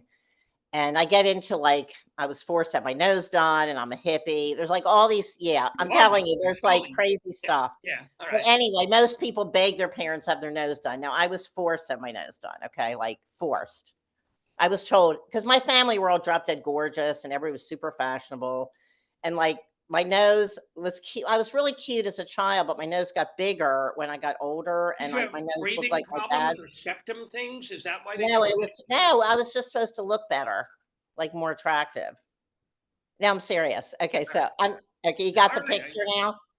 Yeah. Got the picture? Getting it. Yeah. Okay. Uh, You're so, getting it? Okay. Okay. but the depression that well, no, let's get to though the songs and the Oh ukulele. yeah, the songs. Okay, so What the you say Smile was Revolution. yeah. What? Well, you say husband, so you're Yeah, still I'm because divorced. Husband's divorced. Yeah, I married a Woodstock musician, and right. I wanted to marry musicians. That's another story in my show. Okay, Well, so yeah, all right. But, well, we're also here okay, to tell stories on this show. So, but he's I'm still telling you a little bit. is he Okay, accompanying you on? Is he he part of the? was okay. He was. He's my husband now. But now, even as a husband, he was. But he was as a husband. So anyway, I married a Woodstock musician, Yeah. and then because I was, all right, I'll tell you the story. Okay, so I was friends with my childhood friend, married Clifford Carter, who played keyboards for James Taylor for 15 years and other famous people. All And right. I was hanging out with them. And the first minute I met him, he said, "Weren't you on Saturday? Didn't I see you on Saturday Night Live in the 70s?" That was like the first thing out of his mouth. So he like really got me. And I just said, you know what? I think I need to marry a musician. He's so cool. So that's I was like, okay, now where do you meet a musician? You got to go to Woodstock, Mindy. So Back in the day. Yeah. that's where the musicians are. So I moved to Woodstock, and so I met Roland. Anyway, so I got into the whole music. That's how I got into the rarefied music where I did end up marrying him, Roland. I met him in Woodstock. Anyway, so that's another story. So many stories, but anyway, that's a story. All right. And so anyway, so yeah, him and I, we wrote. I had a radio show for the Smile Revolution, in Kingston, and so I started promoting him, and he was close to Pete Seeger, the folk icon, and Richie Havens. Richie Havens recorded one of his songs with Tom Pacheco, the Indian Prayer. Yeah. Oh, Anyway, so I got in. That is Huh? such a great. That is my favorite song on Mixed Bag 2. That is a beautiful song, The Indian. Oh well, my husband wrote it. Yeah, He- with Tom Pacheco. Tom Seriously, Pacheco, I didn't know your husband co-wrote it with Tom. Roland Musa. Yeah, he wrote most of it. It was like Tom. Well, they were like best friends, so they wrote it together. But yeah, it was Roland who. That's who I married. Right. Tell your husband it's a great song. So Okay, it really is. I know it was Pete Seeger's one of his favorite songs too, and Toshi. So anyway, yeah. So in the meantime, so we wrote some Smile songs together, which is in the show. And he used to play on stage with me. That's why I learned how to play ukulele during the pandemic, because Roland moved out to North Dakota in a reservation. He's native wow. Apache. Yeah. So anyway, he used to my other stage shows, the Ageless Wonder show, which you mentioned, which is my other stage show. Yeah. And I have a director, Jessica Lynn Johnson, who's amazing, and so she's helps me with this is directing my second show here. Anyway, she's a best national solo artist in the country. Anyway, so yeah, so we wrote some songs. He used to play on stage, and then during the pandemic, I had to learn how to play ukulele because he moved out west. So anyway, but we're still friends and we still collaborate. We're recording some music in August when he comes here in Woodstock. So in the meantime, and I've got a song called Beige because I'm wearing actually gold today. I'm usually more colorful, but I'm wearing gold on stage this time because my pink dress I can't wear in the summer. I'll be wearing a different this costume actually. Sure. But anyway, so yeah, there's a song called Beige by John Cruth because I'm always in color, and except this gold. Actually, I don't know if I could say that's colorful. I may have to add some more color. Anyway, okay, so anyway, yeah, so Beige is a really funny song, and then I have a song, Smile with Me, that my friend Laura Molitor wrote. And I have, let's see, I think is there another song? I don't know. Right this minute, I can't think, but there's Smile songs and the Charlie Beige. Chaplin's Smile song. You could do that one. Smile to your heart. Oh, yeah, I know. I love that song. No, but I'm not doing that. Okay. Well, the thing is, there's another song. Oh, Yellow Shoes. I wear yellow shoes a lot. And my friend Stevie Kalinich and Dave Humphreys wrote Yellow Shoes. And it's a sing along. So I give everybody the sheet. It's a really funny Be song. warned, audiences. There's a sing along. So there's one sing along. Yeah. Okay. Right. So anyway, and then the hat happening. Everybody loves my hat happening. So it's just pure fun and joy. And people love trying on hats. And I dress them up in wigs and boas and stuff. It's just really fun and joyful and in the moment kind of experience. So it's gotten really, a lot of press over the years. Just something simple I created over the years. So yeah. I do also want to ask you, you have a podcast and you used to do a radio show. Do you have any amazing memories or funny stories or great interviews that you had from doing radio? Oh, well, let's see. Well, when I did the radio show, I had Pete Seeger on, Arlo Guthrie, Richie Havens. It was all about talking about the smile, a smile. It was all about, the joy and, that's been my project Are for those almost 20 years. archived? Are those recorded somewhere? Yeah, I have them recorded. I mean, they're all, yeah. Well, Arlo's didn't get saved. My producer screwed up. Sorry. He didn't save my Arlo Guthrie one, but now I have them. I mean, I do have them on a CD. They're on CDs. Right, I do they can have be them. transferred. I mean, why don't you put these things on the princesswow.com website? So No, you're right. This is Yeah, historical stuff now. Pete Seeger, my gosh. I know, and Richie Havens. Yeah. No, you're right. And I have Buffy St. Marie. I've got I have a lot of local musicians, and then I have organizations who are promoting joy. And Neil Donald Walsh. Yeah, you're right. I need to do that. Thank you. Yeah. Now let me ask you though about the importance, quote unquote, of a smile that you saw your father's last, or you remembered the last smile your father gave you, despite your difficult relationship. Well, that was the healing we had. In the last few weeks. Okay, so what happened was my dad was really sick, and I was already planning on going down to Florida to visit him. And so the third day, I knew he was close to passing on, I could tell. So anyway, the third day we rushed him to the emergency room, and I ended up canceling everything in New York, and I just stayed with him the next few weeks and prayed, and like, it was just by his side, right? And then we had all these healings. It was like he kept giving me all these blessings because I was there with him, those last few weeks. Anyway, and then when I got ready to leave, I was going back to New York to do my one woman show for independent film. I had happening and some other I was doing bar mitzvahs, like making hats with the kids at the time. And then he gave me this big smile, and he was like a week away from his passing. And it was the first time I felt no judgment, and it was just pure love. And it had such a big impact on me. And then the blessings he gave me, and that's how this whole thing started. And so then I was like interviewed before my hat happening for this film. And out of my mouth came, we need a smile revolution in the world. And it was just like an inspired thought. And then the next week he had a heart attack and died. I had to go back to Florida. And then that year I almost didn't make it. It was like a lot of different things happened, not just his passing, but I'm not getting into that right now. But the thing is that I had some, anyway, so that year it was really hard. And then I was on the radio a lot in Woodstock, though. I was on the radio. I was able to like function somehow to get on the radio and be uplifting and stuff. And then the week of, let's see, December, it was like the end of 2005. It's like another thought came to me. It was like from God. That's how I felt. It was like, it's time to start the smile revolution. I'm like, okay, God, thanks for sharing. And then I was on the radio and I launched the idea on the show.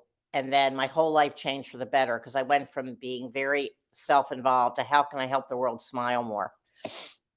Well, how can you help? Oh, I guess doing your shows. But Well, no. It's like everything, every day. Like, actually, it's taken me years because like I couldn't even smile because I grew up depressed most of the time. And I really couldn't smile very much for years. And even when I started this project, and even I'd sing on stage with Roland and we'd be singing smile songs, people would say, I love your songs, but you're not smiling. Like, it took me a long time to be able to really actualize my mission. And I can tell you now that I am now, because like every day, everywhere I go, people come up to me and they say, you just made my day. Like the way I dress, my colors, like my vibe. I guess it's just, I'm very uplifting. And so every day I really make people smile. And then I have my podcast, I have an interview show on YouTube too. And then my stage show. And then I don't know, everything. It seems like every day I'm uplifting people and making them smile. So I am doing it. It's a one woman revolution, but no, it's like, it is contagious. And so I know that I am making an effect, and I did affect Pete Seeger too, because I interviewed him and he almost left the interview.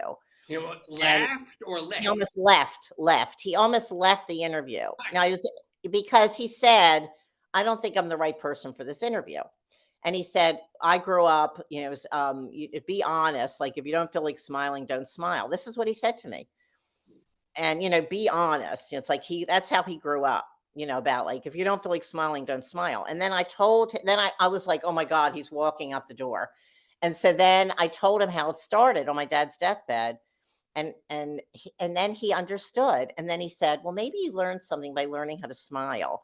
And then he stayed for the interview. And then he said that, there could be many revolutions. And he goes, I taught him that there can be peaceful revolutions. It doesn't have to always be about guns.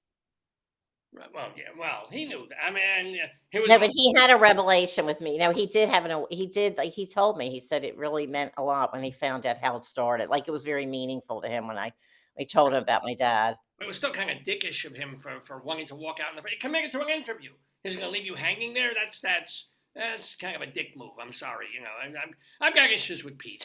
All right. Well, he was an artist, but sometimes politically in other ways, not on my same page. Let's just. Oh, okay. Well, whatever. Anyway, he's made a big difference in so many people's lives, and a wonderful musician and everything. But nobody's perfect. Nobody's perfect. No, it's okay. He didn't leave, but he was just like, I don't know. It's okay. How was your Arlo moment? I don't remember exactly because it was like years ago. I mean, it was 2007, I think, and it was a long time ago. And my memory is kind of selective. I don't remember every detail about everything in my life because it's so jam packed with stuff. But I mean, he was great. I mean, it was just a radio interview, but it Well, was yeah. great. But I wish I had it. I mean, I just was so bummed that my producer, didn't record it. So beyond the pizza, what is the most memorable interview? It doesn't have to be with someone famous.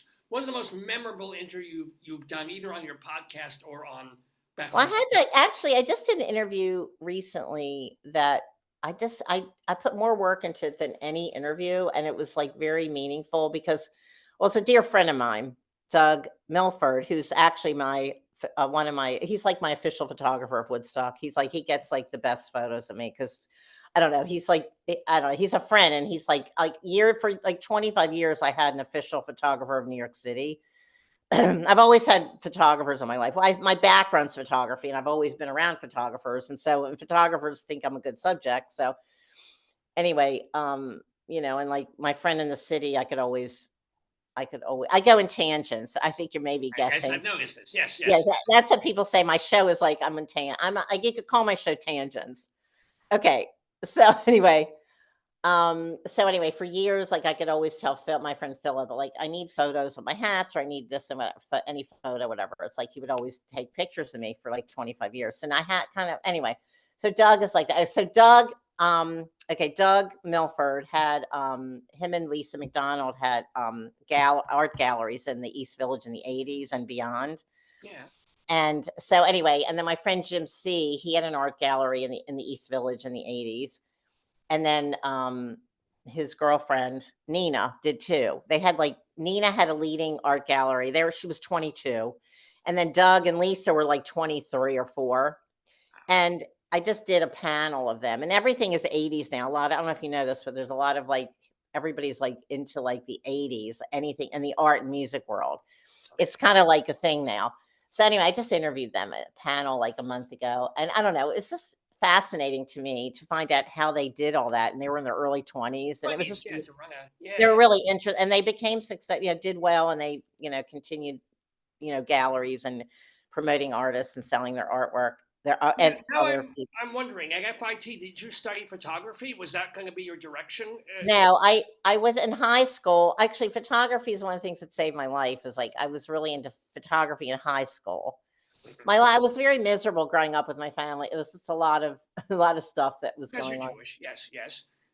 Anyway, so anyway, but I was always, taking pictures, and I was into music, and so I get into like all these things save my life. But anyway, and then my spiritual quest. But anyway, so what was I saying? Okay, so Well, at some point I got the assumption that FIT. You mentioned oh, you yeah, were FIT. photography Oh, was so right. So okay, so I was into photography in high school, which saved my life. And then I went to Ohio University in the photography department, and then I ended up in Oregon, the University of Oregon, on photography workshops. Oh, all right, yeah. So now I was into photography, and then I went to Art Center College of Design. I didn't like it in LA. It's a long story. You got to come to my show. It's like I have all these different. You see, you can get the picture. Are you getting it? Okay. So there's just like all these different things that were going on. So it's like it's an unusual life. So yeah, so I was into photography for a long time, and then I ended up being a wardrobe stylist and combining my love for fashion and photography in New York when I moved to New York So in were you part 83. I moved to New York in 83. were you part of the fashion district or Broadway? I mean, when you say you were wardrobe stylist, Wardrobe stylist. Oh, it was I, for advertising mostly, and I did catalogs, and I did a film. I did work on a film what film? co- costume. Well, it was called Street Law, and then they changed it. Wait, see, what was it? It was the working title was Street Law, but then they changed it to now I can't remember the name of what they changed it to. But anyway, Caesar Romero was in it, Doris Caesar Roberts. Romero. Yeah, who else? Who? No, he was my buddy. Like, actually, I asked him, I said, I was having lunch with him, and he goes, I said, "Do you like being famous?" And he goes, "Yes." Because like I was always like, okay, people are like, oh, whatever, talking about me being famous or whatever one day. I was like, well, did you like he goes, yeah. He goes, because everyone's really friendly. That was his response. Well, it's different in this day and age with social media, but that was like decades. That Yeah. was in the early 90s. I met him, it was like at the end of his career. He was like, it was in the Even early so, Caesar Romero, for gosh sake. Now, Cesar Romero, Doris Roberts, and then there was another John. He was he passed on. John. Wait, he was in yeah. wait, I gotta think of his last. Sometimes I forget his last name. Well, can There's you put it another. on He became famous. He became famous in a TV show. I can't think right now. Never mind. John Goodman. But all right. But did you design the men and women's costume? What did you do? Like, did you? Well, it wasn't designing. It was really just shopping. It was Oh, it was a low budget film, like 2 million. I really didn't have a lot of money, so it was like it's basically just shopping. all right. Yeah. And I had a staff of people. It was like it was challenging because I'd never done a movie before, but whatever. Okay. So anyway, but what happened really was that I was making them laugh. I always made people laugh my whole life. So it was like, are they laughing at me or with me? I'm not sure. So because I'm I not was sure pretty either. I'm clueless. still trying to figure that one out. But yes. Okay, so the point is that yeah, so one of the actor friends of mine, he kept telling me every day, you need to be in front of the camera, not behind the camera. You could be the next comedy sensation. I was making them laugh every day. No, but I always make people laugh. Yeah. So but I never thought of myself as a performer. And then he kept telling me every day, you need to be in front of the camera. So it's like after that summer in Pittsburgh, I took a comedy class. And what came out of that was that I'm just naturally funny. I'm not like, I don't tell jokes. I'm very quirky and it's like, I don't know. I just have this way that I just have a unique sense, I guess, of the world and the way I speak. And I don't know. I just make people laugh. I don't try to though, but that's what came out of the comedy class. And then I started doing stand-up comedy.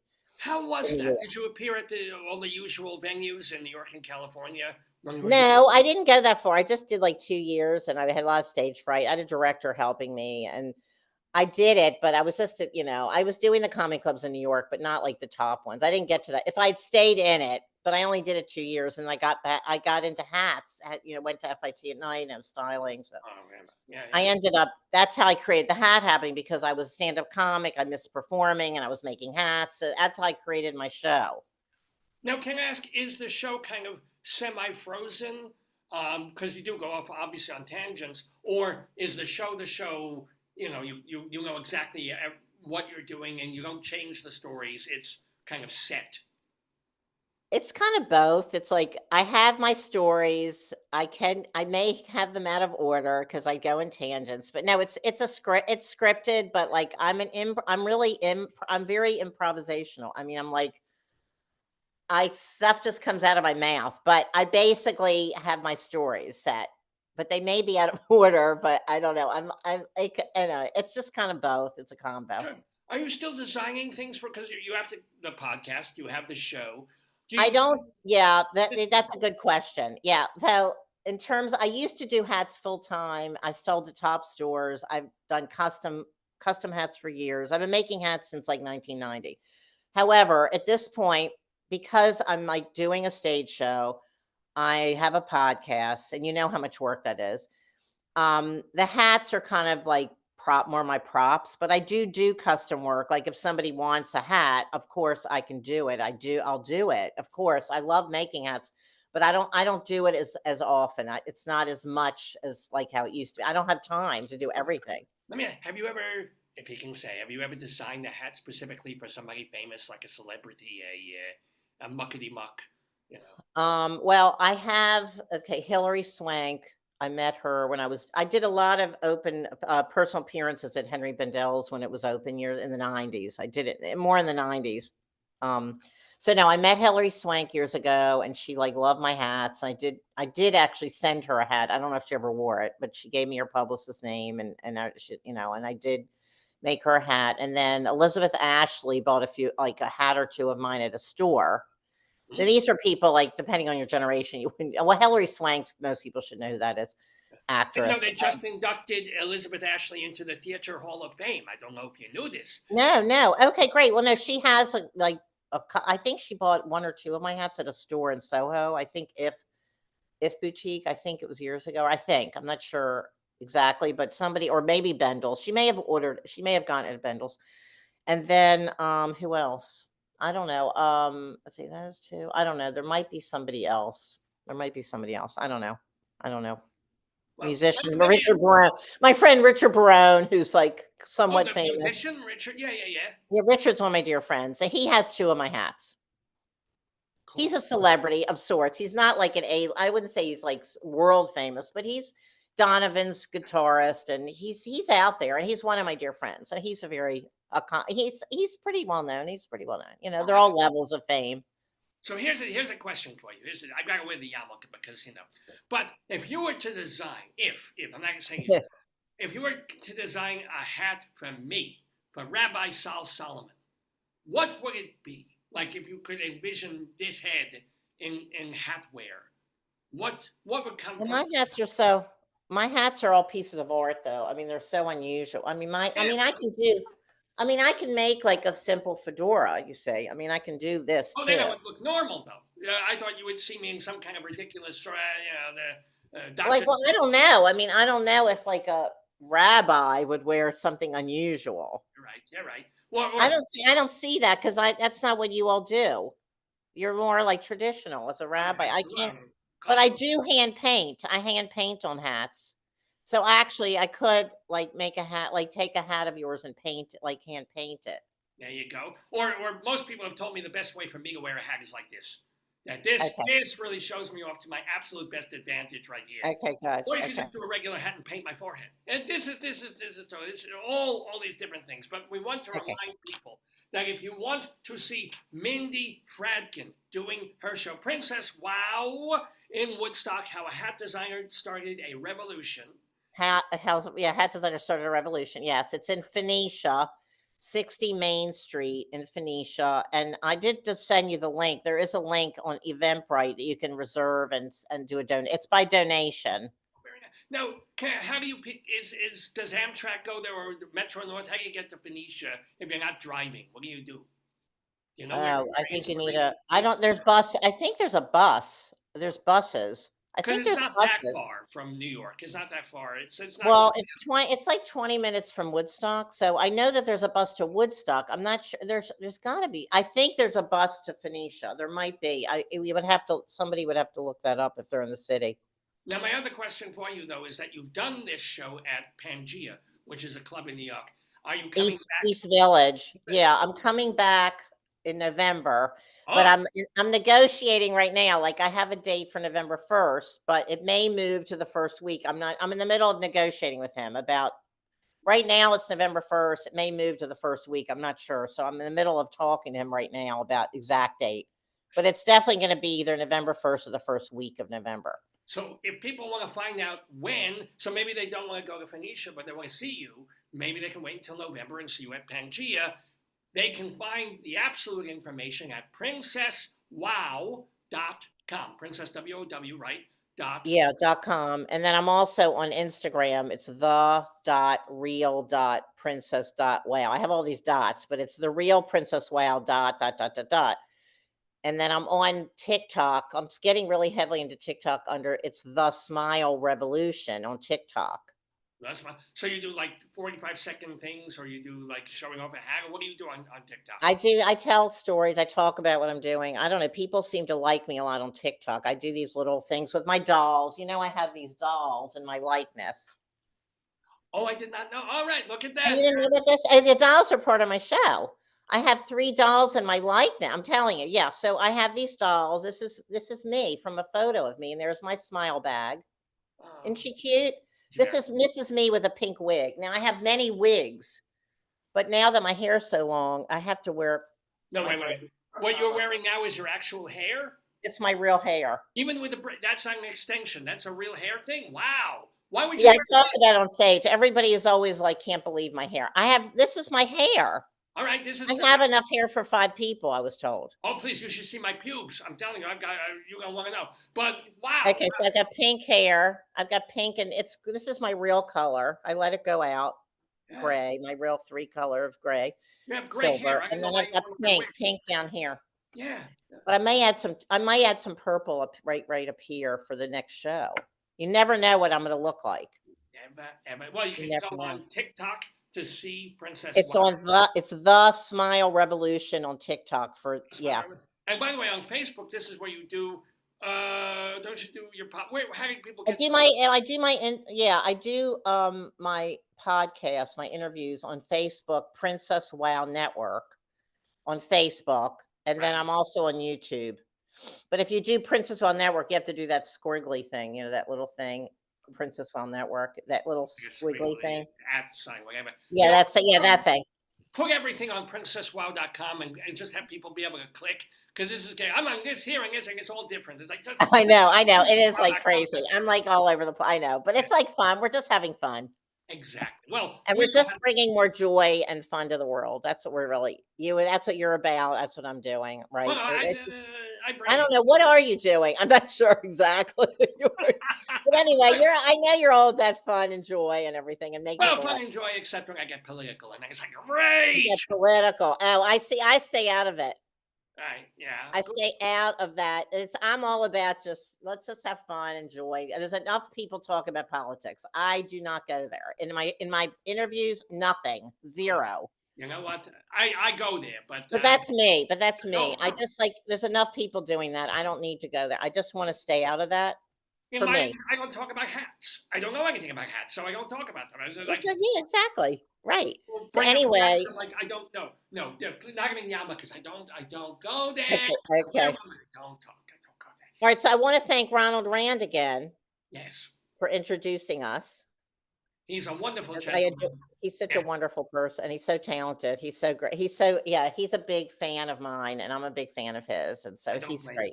And for those of you who don't know Ronald Rand, he's been on the show a couple of times, and he's multi-talented. He writes books about acting, and he acts himself, and he's a He tours all over the world with his solo show, and he teaches acting. Yeah. Great fella. And you are a great lady to know also. Mindy Fradkin. Everybody, let's give a big wow to Princess Wow, who's with us. Shalom to you, and thank you so much.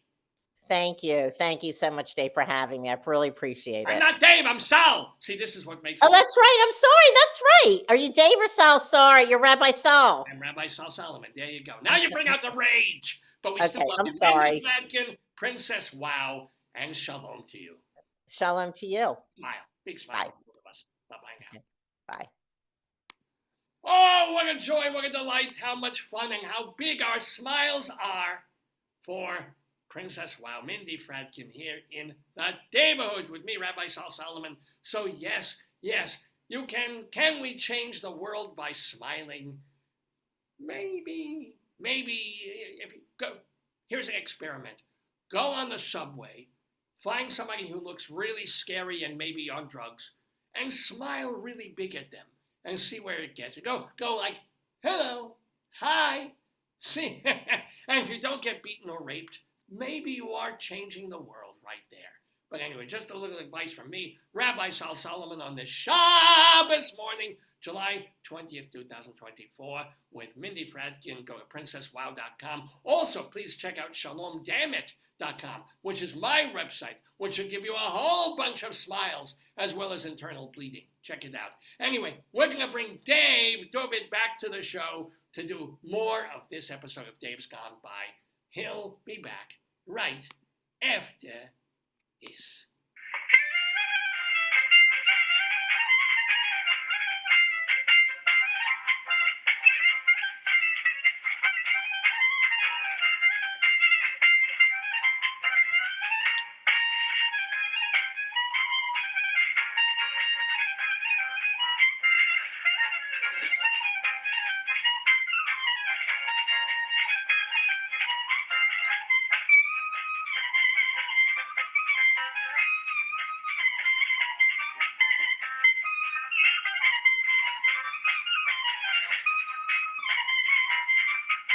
Oh, ladies and gentlemen, yes, indeed. What fun. Yes. Yeah, fun. Detachable hair, right? Well, that's her real hair. That was the thing. If you were watching the interview. Detachable. I was reading the words. I couldn't make it out. That's her real hair? She was talking about wigs. So I figured, okay. Braids, she's got these big braids. That's her actual. She's got gray hair. If I had hair like that, I would not be wearing wigs. I should wear. Did she make a hat for Potato? I didn't hear. Oh no! Rabbi Saul was asking her if she could make a hat for him. Hint, hint. What would it look like? But she wanted to make it conservative because the rabbi's a rabbi. Yeah, he's a rabbi like she's a princess. It's like okay. But anywho, welcome everybody, or welcome back, or I'm back. You didn't go away. I'm here on the 952nd episode of the Dave's Gone By Facebookio, Podcastio, Programmio of the stream with me, Dave Lefkowitz, my beautiful, wonderful wife. Link to.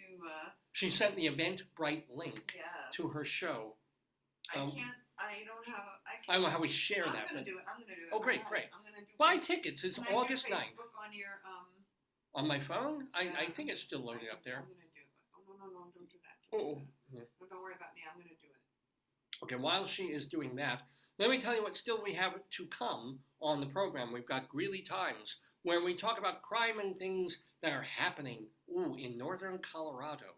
And then also we have our Colorado Limerick of the Damned, where we go to a town called Hoopup, Colorado. I don't think it exists anymore. It's one of these places that was there 80, 90 years ago. So you won't find it on your GPS or a map, but you might find it in an old book. So I've got some information about Hoopup, Colorado, as well as a disgusting poem that we wrote. And this one is particularly disgusting, so I'm quite proud. We're talking about New York City. Oh, also we have Inside Broadway to do, where I'm going to review a couple of Broadway shows that I saw a week or so ago when I was in Manhattan visiting. So what else do we have? We talk about that. We talk about that. Talk about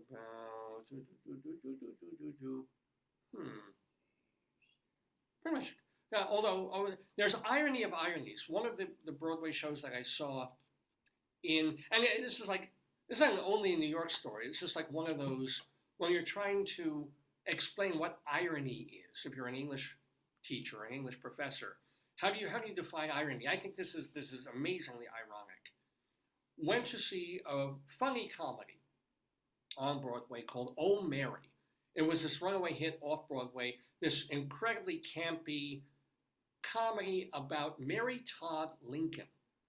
Speaking of nutty women, right? Mary Todd Lincoln, Abraham Lincoln's crazy-ass wife. And the guy playing her, Cole Escola, makes her almost like a demon seed. You understand why she feels all hemmed in and unhappy living in the White House where she can't do anything, can't go on stage. She's just miserable all the time and driving her husband crazy. He has other things to worry about, including like the Civil War and Reconstruction and post-war. So, he's just trying to do anything to appease her or get rid of her. He's giving her acting lessons, or he's hired a guy to give her acting lessons. But in the show, which is a wild madcap farce, and I'm going to try and review it next week on the program. Crazy farce, but based in history, of course. And I'm resharing thing. Can I post that on my loud? That's on your website. Yeah, it's just without my actual glasses. Mindy Fradkin, where did I put my? Here they are. Lovely. That's from her, so I'm going to post it. Thank you, Ben. So I'm going in to see this show last Saturday night evening because one of the cool things about O'Mary is that they have a 5 o'clock matinee. Broadway, they never do that. You sometimes get an off-Broadway show that'll do 5 p.m. Because most shows, they're 2 and 8 on a Saturday, maybe 2 and 7 or 7:30. But this one, 5 o'clock in the afternoon, a wonderful time to see a show. And it's also a short show. It's like not even 90 minutes long. And it's light, it's fun, it's wild, it's crazy, it's fun. But going in, as you do with all, they go through the motions of making sure you're not bringing in anything incendiary into a theater. So, you get on the line and you wait, you hand the person a knapsack and they go, pump, pump, pump, you're fine, go. You could put 15 bazookas and a rifle in the thing. I'd be like, boom, boom, boom. I think the theater people are they're probably, but what show was this? This is called Oh Mary. That was about Lincoln, right? Mary Todd Lincoln. So that's why. No, it's every show. Hell's Kitchen had one. Or every show on Broadway, you go through kind of a metal detector thing and they check your bags. That is what they've been doing I wouldn't say since 9/11, but post 9/11, it's what they do. And so I'm going into the show on Saturday evening. Guy checks, you don't have any grenades in there? I'm like, no grenades, no bazookas, no chains. Or, he's being fine. He was being not a jerk. Because it's silly. You got all these old Jewish people just going to the theater and gay people seeing this campy show. Are they volunteers or do they get paid? Oh, no, they get paid. Oh, okay. Yeah, these are paid That's good. usher people and guards and whatever. That's good. That's good to hear. So they checked me and everyone for the Did they check weapons. you for your lice? He went, right. So again, and we're watching this show, right? This show about Mary Todd Lincoln and Abraham Lincoln. Somebody's phone goes off? No, that happened, I think, once or twice in Hell's Kitchen. That was annoying. But, no, the show is covering her and the fact that she's so unhappy and that Lincoln, of course, is actually a closet homosexual, which some people have actually written about. Who the fuck knows? But of course, in this kind of show, he is, and he's getting blown by his assistant, and he's had this love affair with this other guy who's actually, he's hired to be her acting teacher. And one of the reasons is not just that she's really unhappy, but because, he gets to see him again. And they continue the relationship. So all this is going on. It's typical, the kind of stuff they used to do at the ridiculous theatrical company when Charles Ludlam was alive and Everett Quinton and those people. They've updated, they made it, and they flashed it up for Broadway. It works. It's funny. It's very enjoyable. It is campy. It's gay. It's queer. It's whatever word you want to use. The title's Oh Mary. Oh Mary. Who used to say that? Our beloved Happy Dance. That was one of his lines. Dave, yeah. Big Dave is, oh, Mary. Maybe he was he at the show? He would. It's a kind of show he would go to. Let's put it that way. I wonder if he's still on QVC. I'm gonna look. Big Dave on. Dave Venable. Joyce is checking if Dave Venable. Is Dave Venable still on QVC? Oh. What? QVC star Dave Venable has opted to take a break from the network in the near future. But it says he's on, so he has to bring bacon and cheese. So he's still quoting about bacon and cheese. He's taking a hospital break. He's taking a break because he knows he will need a bypass for all the stuff that he eats on that show. I mean, I hate shopping networks. I hate watching them. But Dave Venable, he's Big Dave. He's the Happy Dance man. Him I'll tolerate. We can't get into the Twitter bit. But he's a complete queen, which he can't be when he's trying to sell to 80-year-old housewives. But right? But anyway, but one of his lines is, "Oh Mary, that's good," and apparently some very gay kind of things to say. And "Oh Mary" is about Mary Todd Lincoln, so it's a play on words in the title of the show. But here's the deal. He lost a lot of weight. Did he? Does he look okay, or does he look gaunt? Says QVC's resident foodie cookbook author. He's on Sundays. Yeah, he was always. We used to see him on Sundays at like noon. He got thin. In the kitchen with Dave. Yeah, look at him. Noticeably thin, like good thin. Let's take a look at him. Yeah, thank you very much. Wait, you can stream. Oh, it didn't bring up it brought up this. Go back. Let me do it here. No, please stop. Yeah, stop with your finger. I know that's bad when you start. What'd you do there? Anyway, we're looking for Big Dave Venable. You'll recognize him if you ever had to sit through any of these channels. Look at him. Wow. Well, yeah. Poke one and see if I can show it on the. Look at the difference. Oh well, that was when he was. Oh yeah, no, we've actually seen him since he was more human again, when he didn't look like an eggplant. Well, yeah. So that's Big Dave. Anyway, so I'm at the show. I'm at Oh Mary, and there is a scene fairly late in the show where she and he are at Ford's Theater to go see Our American Cousin. Look at him when he'd be young. Oh yeah, he looked like a football guy. I think he was. So Mary Todd and Abe are there, and so is this guy that Lincoln used to have an affair, used to be partnered with, closeted in his way. And then, you know what happens to Abraham Lincoln in the Ford's Theater on that night at Our American Cousin. And so you watch, and they make it completely campy and ridiculously funny because it's not too soon at this point that Lincoln is assassinated. But what we think happened actually didn't happen the way it had. The joke of the big final punchline of the show is that Lincoln was assassinated by John Wilkes Booth, sort of not. However, he does get shot in the head in the show as he did in real life, right? In a comical way. Did it scare you? Well, it was pre-recorded. It was pretty loud. I was warned. It was a loud gunshot. Had no clue until I got back to the hotel that night, right? That really roughly at exactly the same time that I was watching a comic moment of Abraham Lincoln getting, President of the United States getting shot in the head. The President of the United States was getting shot in the head. Oh, wow. Did they stop and say it on the thing? No, because it wasn't even, when people put on their phones after nobody was talking, it probably didn't even hit the news until like 7 or 8 o'clock that night.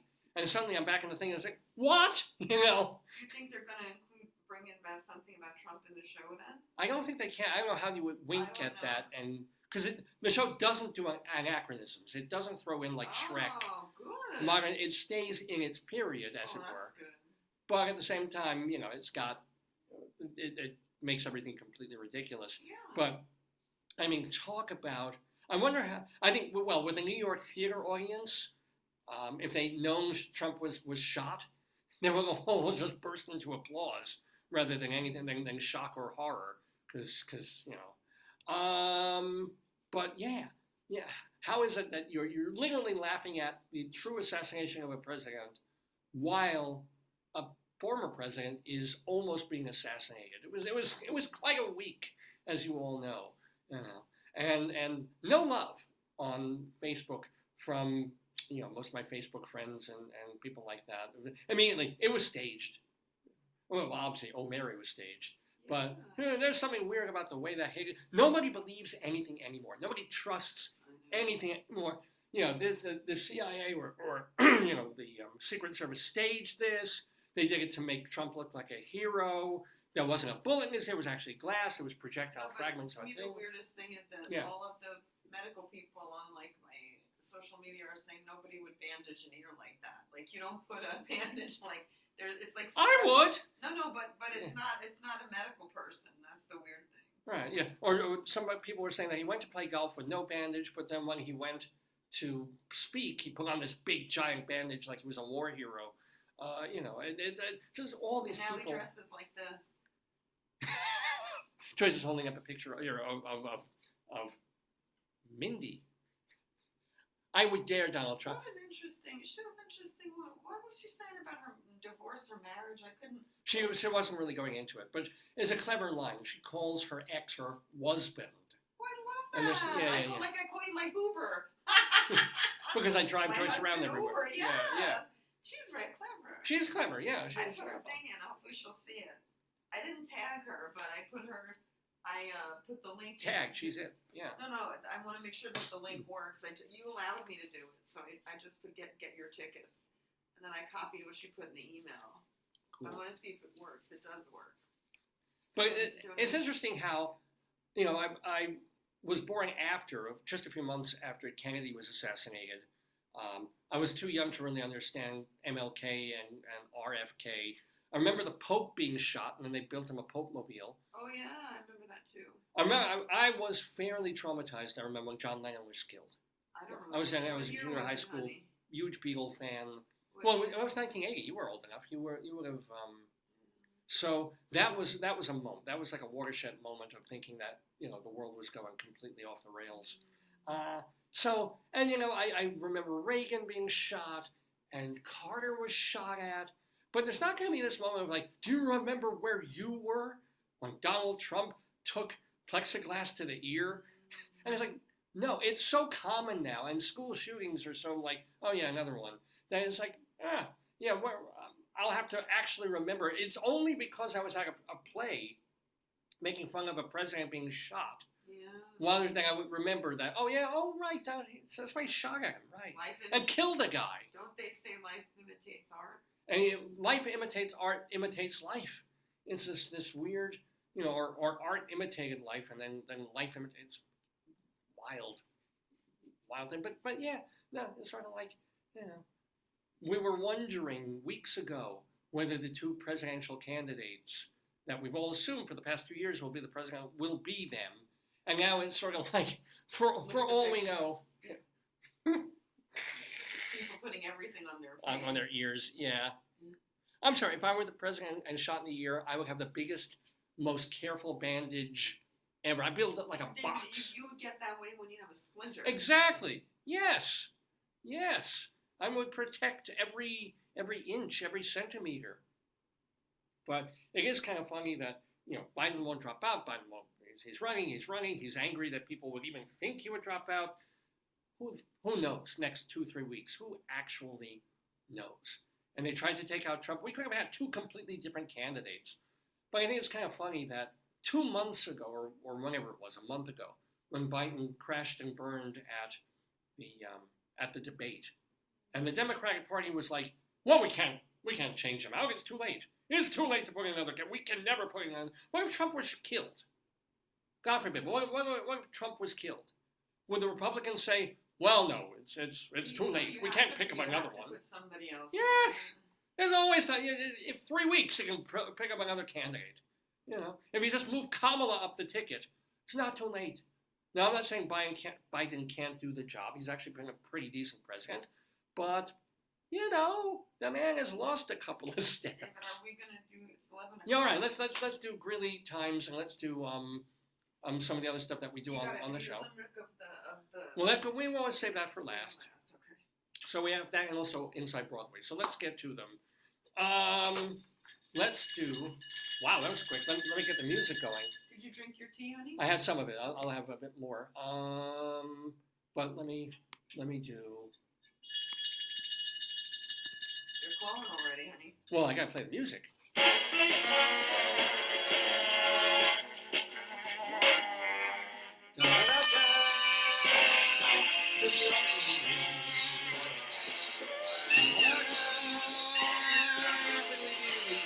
Yes, ladies and gentlemen. David, they're Really? calling on a dial-up phone. Oh, remember they used to have to do that. You have to line the phone and yeah. So these are phone calls that come in, like last week, 2-3 weeks ago, to the Greeley and Evans and Northern Colorado police departments about stuff that's going on in people's neighborhoods where they want to call a cop. So they do, and they talk to the dispatcher, and sometimes what they say is pretty ridiculous and funny. And then the newspaper, the Greeley Trib, takes the funniest ones and puts them in a column every week called Cop Log. We take that, make fun of the funniest ones, and we call that Greeley Times. So we did have a phone call coming in from... Oh!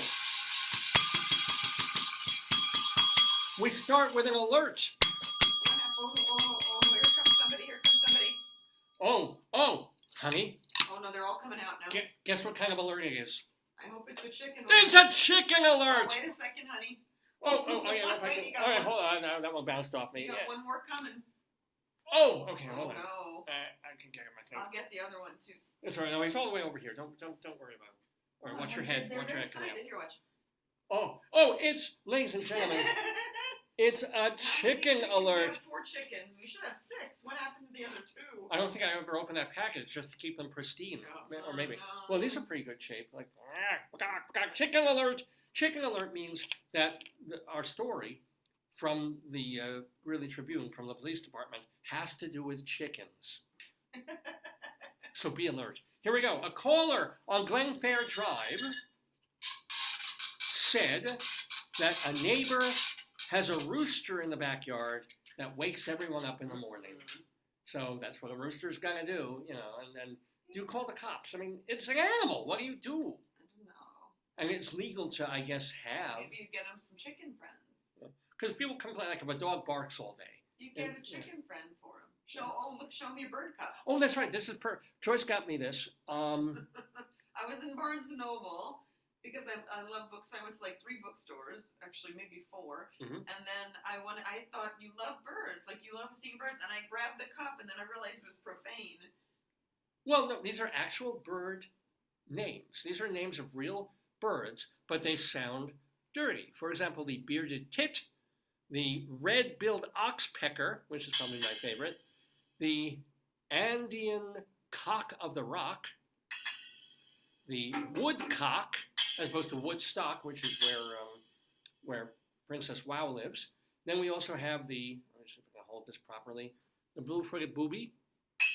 And on the inside, there's something too. And that is filled with water. I Okay. can't turn it over. But there's the dick thistle, of course, and the southern screamer. All right, that's more double entendre than dirty.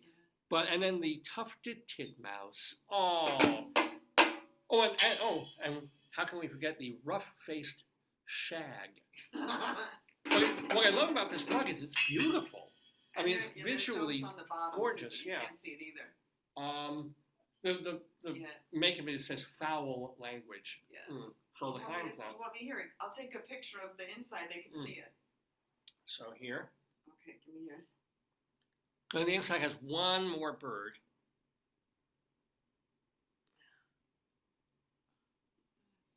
But I didn't take it. I can probably pour the water No, into I the do it rabbis. again. Here, put it here. Okay. There you go. That looks like it snapped. So when you look inside the cup, there's one more bird. And here it is. Yes, indeed. Yeah. It is beautiful, though. I think it's from the obscene thing we see on social media where the birds are saying all filthy sayings. When they, But well, they're no, it's a beautifully beautiful cup. drawn, yeah. What I would love to have is to have two cups together and then look down and I'd say a pair of tits, which would be really, really nice. Yeah.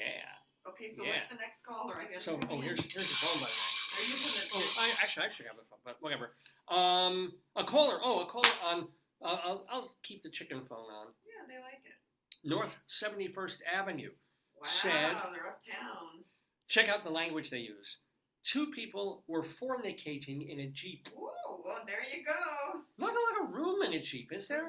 Put the fornication there in. I guess it was a Jeep Wrangler, if you know what I'm saying. The caller said everyone around them could see inside. Ooh. Wow. So she spread really. No, I don't know what that means. That's horrible. Like. Well, there are worse things.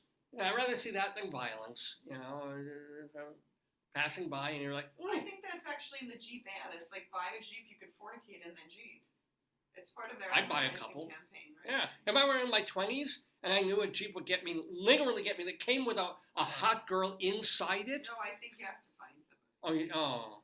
And we don't even know what happened to. They don't just have a down payment; they have a go-down payment. Yeah? So,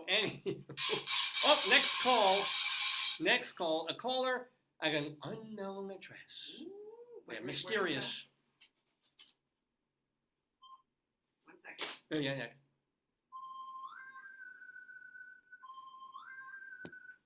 She said she calls the cops Yeah, to say that her son yeah. was lying on a bed in the living room saying hurtful things to her. Man, oh no, here we go. And those are the domestics where the cops come over and they think, oh boy, and then they get shot. Why don't you just like call a therapist, call 1-800 Yeah. or something, or call the school for parenting. You know, so you have parenting tips. Well, we don't know how old the kid is. Oh, that's right. I'm thinking of the guy's like in his 30s or No, something. the kid's Yeah. probably like 8. You know, he's like, "You're a bad mommy. I'm calling the popo." Wow. That's even better. That's a little tiny brat. Yeah. Oh. Oh wait. I'm reaching for the potato phone. Oh boy. A caller on 12th Street Road said that a man came to her door. There he is. A man. Oh. Yeah, there you go. There he is. A man came to her door at about 8 o'clock the night before. The man claimed Yeah. to be with a solar company, Ooh. but he Because asked. solar companies work at night. Well, that's right. Yeah. How do you think of that? True. It's the moon power. Hey, how does an old person talk to a guy from a solar company? Hey, Sonny. Come on, that's good. That's good. Yeah. Hey, what do you call a guy who works for a solar company? What? Ray. Oh. Anyway, Why does he work there? why? He's got nothing to lose. Oh, lose his lights, son. Oh, lose. He has nothing to lose. Yeah. He works for a Spanish solar company. Yes, No, he has why does he nothing do to it? He has lose. nothing to lose. Yeah. There we go. Oh, beautiful. No, wait, we haven't Oh, finished what'd with he say? So he claimed to be with a solar company, but he asked concerning questions about how much money she made and when she was home. Ma'am, we're gonna put solar panels. Can you just tell me when you're out and like what kind of valuables do you keep in the home? If it's just for the last 4 digits. Yeah, but why wouldn't I would pose as an insurance person because then they'd ask those kind of Right, things. yeah. I don't know, and that's why she called the cops. It was concerning to her. I can see that. Mm-hmm. Oh, there's our Irish phone. A caller on 16th Street. I don't know why I'm dinging the bell. Said a man was in the middle of the road. Yeah. Cars were going through an intersection. Yeah. And he was trying to punch them. Wow, man. Let's see.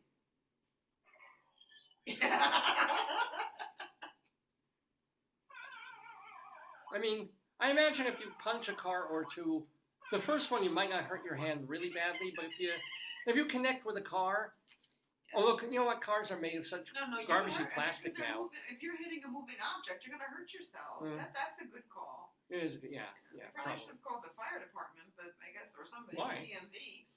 Oh, in case he hurts himself, literally. Oh. Speaking of the DMV, our next call Yeah. comes from 17th Street Ooh. and said that a child was riding up and down the neighborhood on a motorized scooter. Yeah. The caller said the child had been doing it for the past half hour and she couldn't hear herself think over the noise. Wow. Hey, you crazy kid, get off the lawn with your scooter there and your things. And I have milk and cookies I'm just going to put in my teeth now. All right, a caller. You put them in. Put your put your teeth in. Oh, that's right. There you Here we go. I think they're upside on their right side up. Okay, what, honey? No, what? Oh no, this is just the youth of today, the young people of today. A caller on 35th Avenue Yeah. reported 6. You're gonna love this. You're gonna love this. What? A caller reported 6 teenagers moving orange construction cones all over the road. Oh, okay, hold on. That can be actually kind of dangerous if they're mucking with traffic, you know. Moving them outside of We've got them somewhere. Oh, this is so exciting. We have a visual. Our props department is really on the money today. Look at this. The cone is going from here to there. Look at that, all over the road. Look at this. This is worthy of Letterman's prop department. We dig it. Thank you, baby. Oh, so all right. Another call. Oops, I pushed this back. Sorry. Another call. From who? From where? From 22nd Avenue. They heard what sounded like someone, quote, being brutally murdered or beaten inside a house. Officers spoke to the resident, who said Oh God, what? he had been seriously injured the day before and then re-injured himself that morning. Oh, poor guy. I know that feeling. It's like when I fell and hurt my knee and then I did it again. I was like, oh no. I know, but not the day after. yeah, Like can you say assisted living time? No, but that's bad if you. That's Yeah. poor guy. But the idea that he made such noises Yes, you're like, that the neighbor was like, he's here like, someone's- ah! someone's getting killed. It's good they called. He might have been in an ambulance. Well, we know he wasn't brutally murdered because he was screaming again the next morning. That's right. Yes. He's slowly murdered. Well, I'm glad. Hopefully they got him some help. Oh man, poor guy. Yeah. One more, and then we've got an elsewhere. So a caller on 7th Street Oh wow. said that he was trying to sell his truck, Okay. and he wanted to ask an officer for his advice. What? I mean, you're a policeman. You know about everything. I'd be like, What do I do to sell my truck? No, but I think like you have to make sure you have like the title. I want to call the DMV again. There's Yeah. several places at DMV. Have you ever tried to get through to the DMV? Maybe that's why they call the cops. It's like you're going to reach a cop. It's like I have credit card issues with my balance. I've been on hold with them for 25 minutes. I've been on hold with Verizon for 2 hours. Can you help me? Yeah. So might as well call the cops. Why not? Oh God. So let's do it elsewhere. We've had this elsewhere hanging out. Elsewhere from? Elsewhere, not too far. Well, from Colorado, I guess. We go to Boston, Massachusetts. 02134. This is a story that was actually in the Washington Post. Coming from No, I need to know the town for later. I want to look it up. Boston. Oh, I mean, what town? Colorado. Oh, town. Colorado. Hoopup. Hoopup. Hoopup? Is that one word? Yes, Hoopup. Like Mott the Hoopup, but without the pole.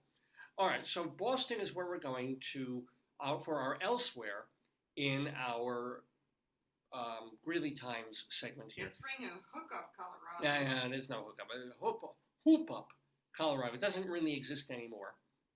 So we'll get to that in a little bit.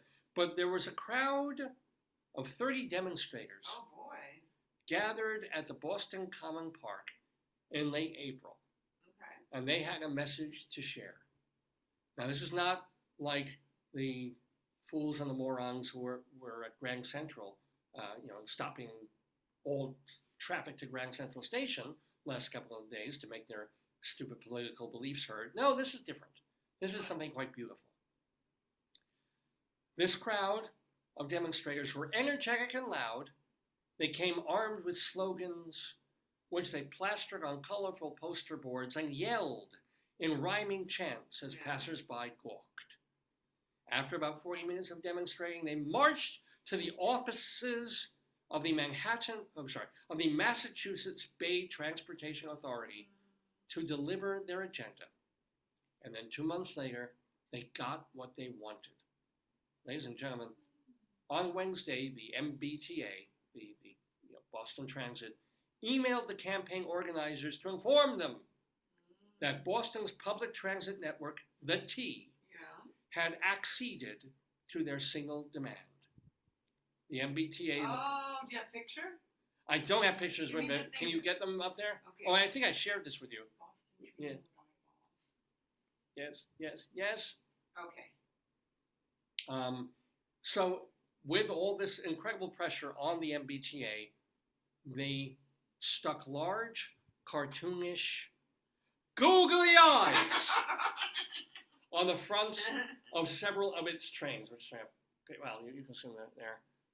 Yeah, I'll get you one. They put googly eyes on trains. Let me get you a better one here.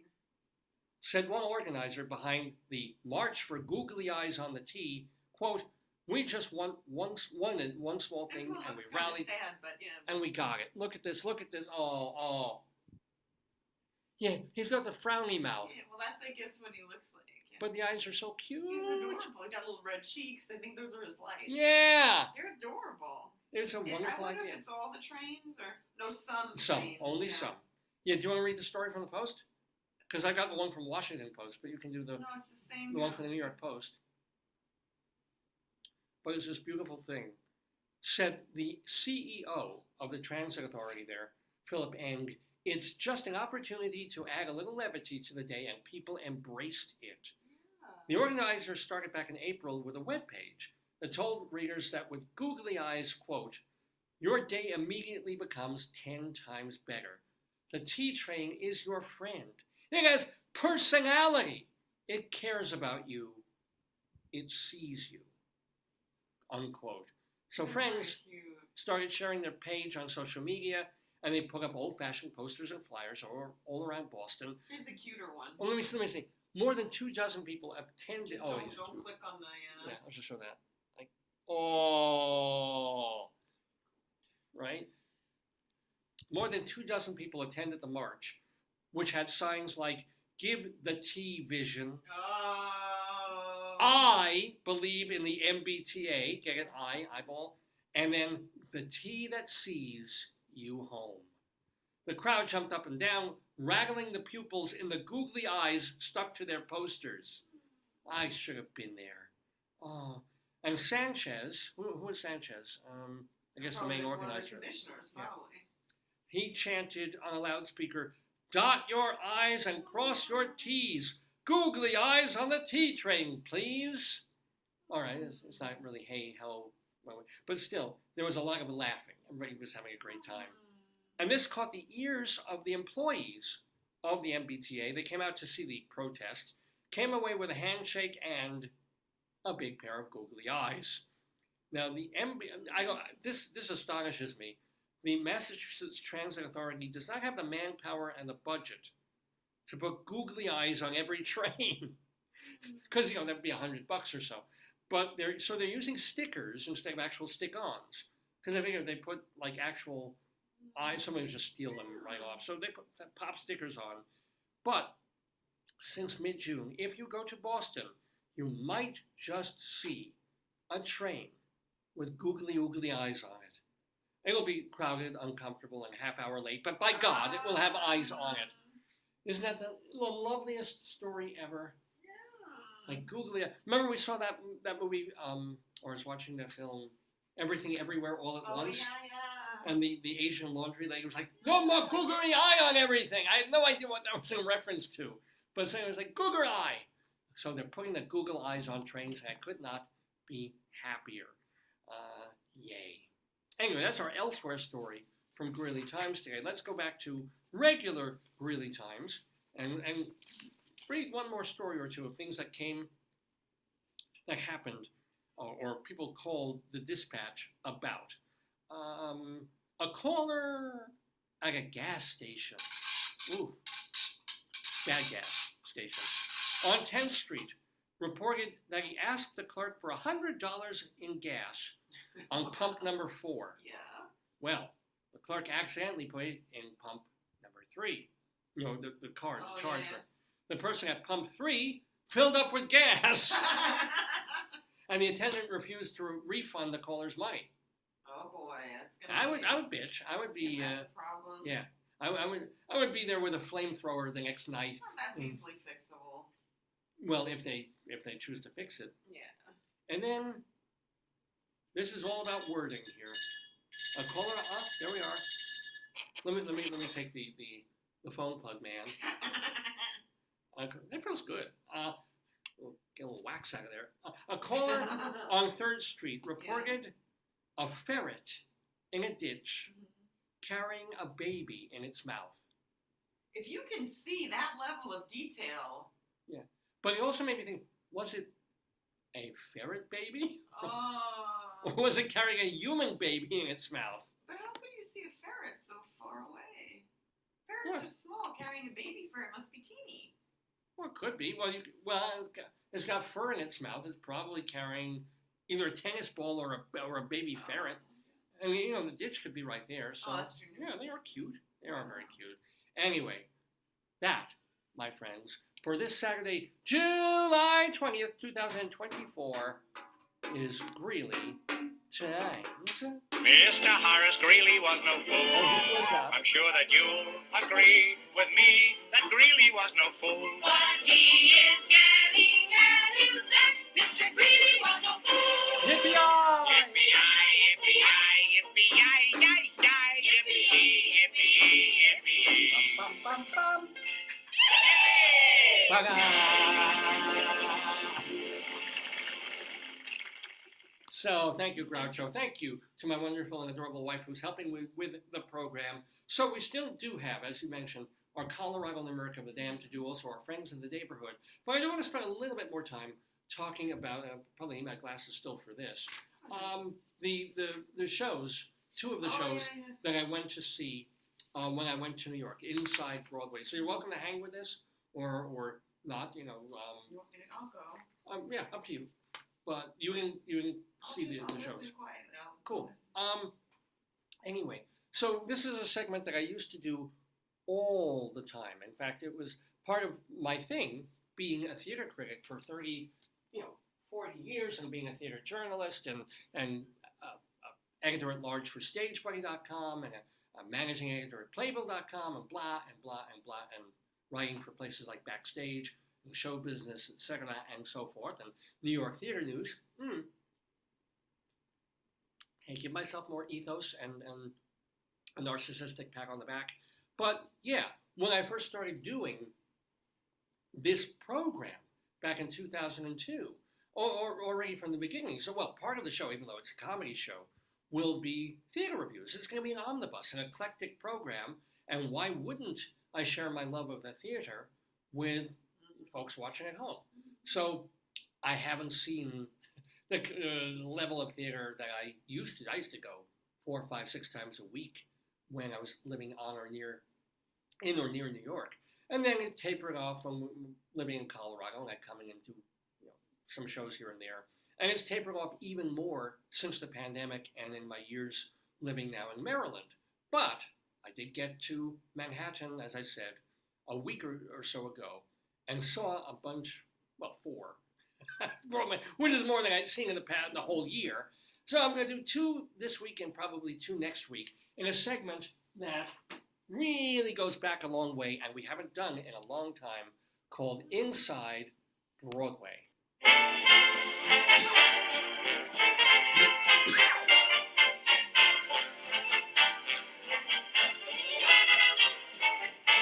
Inside Broadway, a look at theater on and off Broadway and beyond. Brought to you by Total Theater and Performing Arts Insider. Curtain going up.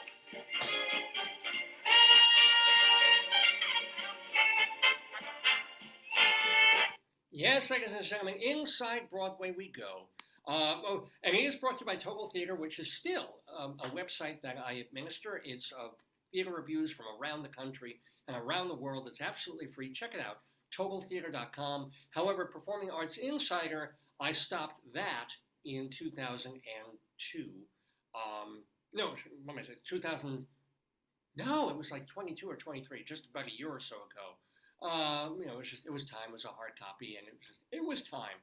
But Total Theater, totally still in the mix. So please do give it a look. Anyway, Inside Broadway we go. Now, we were talking earlier in the program. I kind of gave the whole synopsis and thing on Hell's Kitchen, which is a musical by Alicia Keys. And Christopher Diaz did the book, which is kind of based loosely. I don't know her life story. I haven't read her autobiography, but aspects of the show are basically based on Alicia Keys' life of growing up in Manhattan. And no, it's not your more typical sort of like, urban guns, violence, this, that. No, it isn't that, which is kind of nice. It's not the Tupac story. It's not one of those things.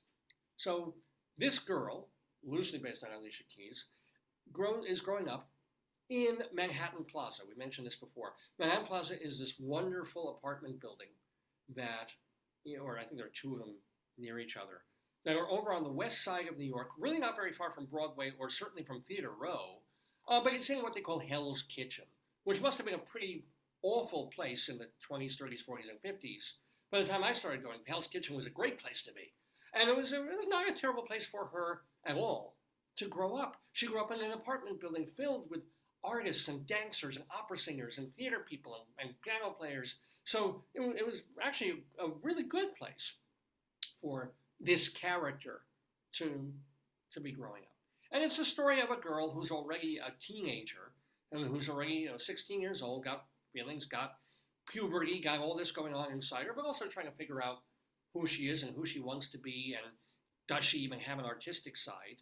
So there's 2 themes, 2 threads running through this musical. First, the girl is already pulled towards music because there's a bucket drummer sitting on the stoop outside of the apartment complex. He's there with his friends, and if you're like I am, and not just because I'm a 60-year-old, if I was a 20-year-old coming home from a show or just coming back from work, and there's these idiots pounding and making noise, bum, bum, bum, bum, bum, bum. I don't like them on the subways. I don't like them on the streets. You are noise pollution to me. Go away. Which is how a lot of people in the apartment building feel about these street musicians and the bucket drummers making noise. She loves it. She's turned on by this girl, not to mention the handsome, really kind of sexy bucket drummer guy who's sort of the lead there. But her mother is like, no, no, no, no, no. We don't want these people in front of you. We don't want him because he looks like trouble. And this is not this kind of block or this kind of apartment building. This belongs uptown, not here. So there's the push-pull of these people in front of the apartment. Meanwhile, she's discovering a whole other world of music because there's this older black lady who reserves the piano room at the same time every single day. And while this young girl is fighting with her mother and have these emotions for this guy, she's also discovering the world of piano. What two chords or diminished chord can unlock in the human soul. And this African woman, who of course starts out being really crusty and nasty to her, but is really, just wants to help her and bring out the musician in her and to make her proud of who she is and all of that stuff. There's not a lot of new stuff going on in the musical Hell's Kitchen, but what does kind of work, what does work is it does work as a show. We follow this girl. It's good storytelling. It's believable. It doesn't reach for really strong high tragedy or ridiculous comic stuff. It tries to keep it life-like on an even keel. So yes, the bucket drummer at some point is seemingly arrested, but there's not gun violence. There's none of that. It's something that is believable. They move these guys off the stoop. He's arrested, blah, blah, blah, or they teach him a lesson, but it's real life-ish, which is nice to see in what could turn into an over-dramatic, melodramatic storytelling kind of musical. And it's a jukebox musical. It's Alicia Keys' songs, including the famous New York one. It's heartfelt. There are tropes. I mean, you know that the girl loves her mother, the mother loves the girl. They're going to argue because she's a teenager and she's doing stupid things. Do you think that at one point in the show, Mama's going to smack the daughter? Of course, I'm not giving anything away. The smack comes. And does that old black piano teacher, she's breathing a little heavily, she's walking a little crooked, and she says, we don't have a lot of time. You think that black teacher's not feeling very well? Do you think she might have some sort of disease that's going to kill her off before the end of the show? Yeah. So they do load in the cliches. And the other thing that I wish they had done is, some of the songs are really nice and they're catchy. I mean, this is hits by Alicia Keys. But they do, all the characters sort of start to sing in that same way. It's not, thank God, the belty Star Search, so you think you can sing way of hitting the ceiling. But they do that melisma thing in the voice and then they throw that in there. I can understand the bucket drummer singing like that. I can understand the young girl singing like that. But not necessarily the mom, not necessarily some of the other actors and performers who throw that into their singing. There should be a dichotomy between the way the new generation sings and the way people who would be 30 or 40 years older than they are would sing. And then of course I mentioned the actresses. So the actress that I saw for the first 40 minutes, Malaya Joy Moon, as a good singer, good actress, and just beautiful to watch physically move when she danced. And that's why we were worried it might be a knee injury or a physical thing, rather than a voice or singing thing. When she left the show, 40 minutes in. And then they brought in this other actress who could dance, but wasn't a dancer, and you could tell. But fine singer, and maybe even a better actress, so that she carried the comedy a little more, and was quite touching towards the end. So it is a nice show. One other little cavil has to do with that piano teacher I mentioned. Good actress. She carries the show in the dramatic scenes, but she has a big song, right? Of course she has a big song. She has her 11 o'clock number, which almost came at 11 o'clock, considering how late the show was that night. But, thank you. And it's a song of because the daughter's really upset. Her boyfriend's been, she thinks, arrested. Her mom has, smacked her. She's not going back upstairs. She don't want to deal with her mother. And the old black lady's like, you think you have problems? My husband was shot and killed and this and that. And, we were all taken to Vietnam. I mean, just all this, the horrors and the crisis of 400 years of being black in America. She pours it out into the song, but she overdoes it. It's one of those moments where, you know, you want to build a belty ballad. You know, you start here and you move here and you move here, and then maybe at the end you have a big boom, right?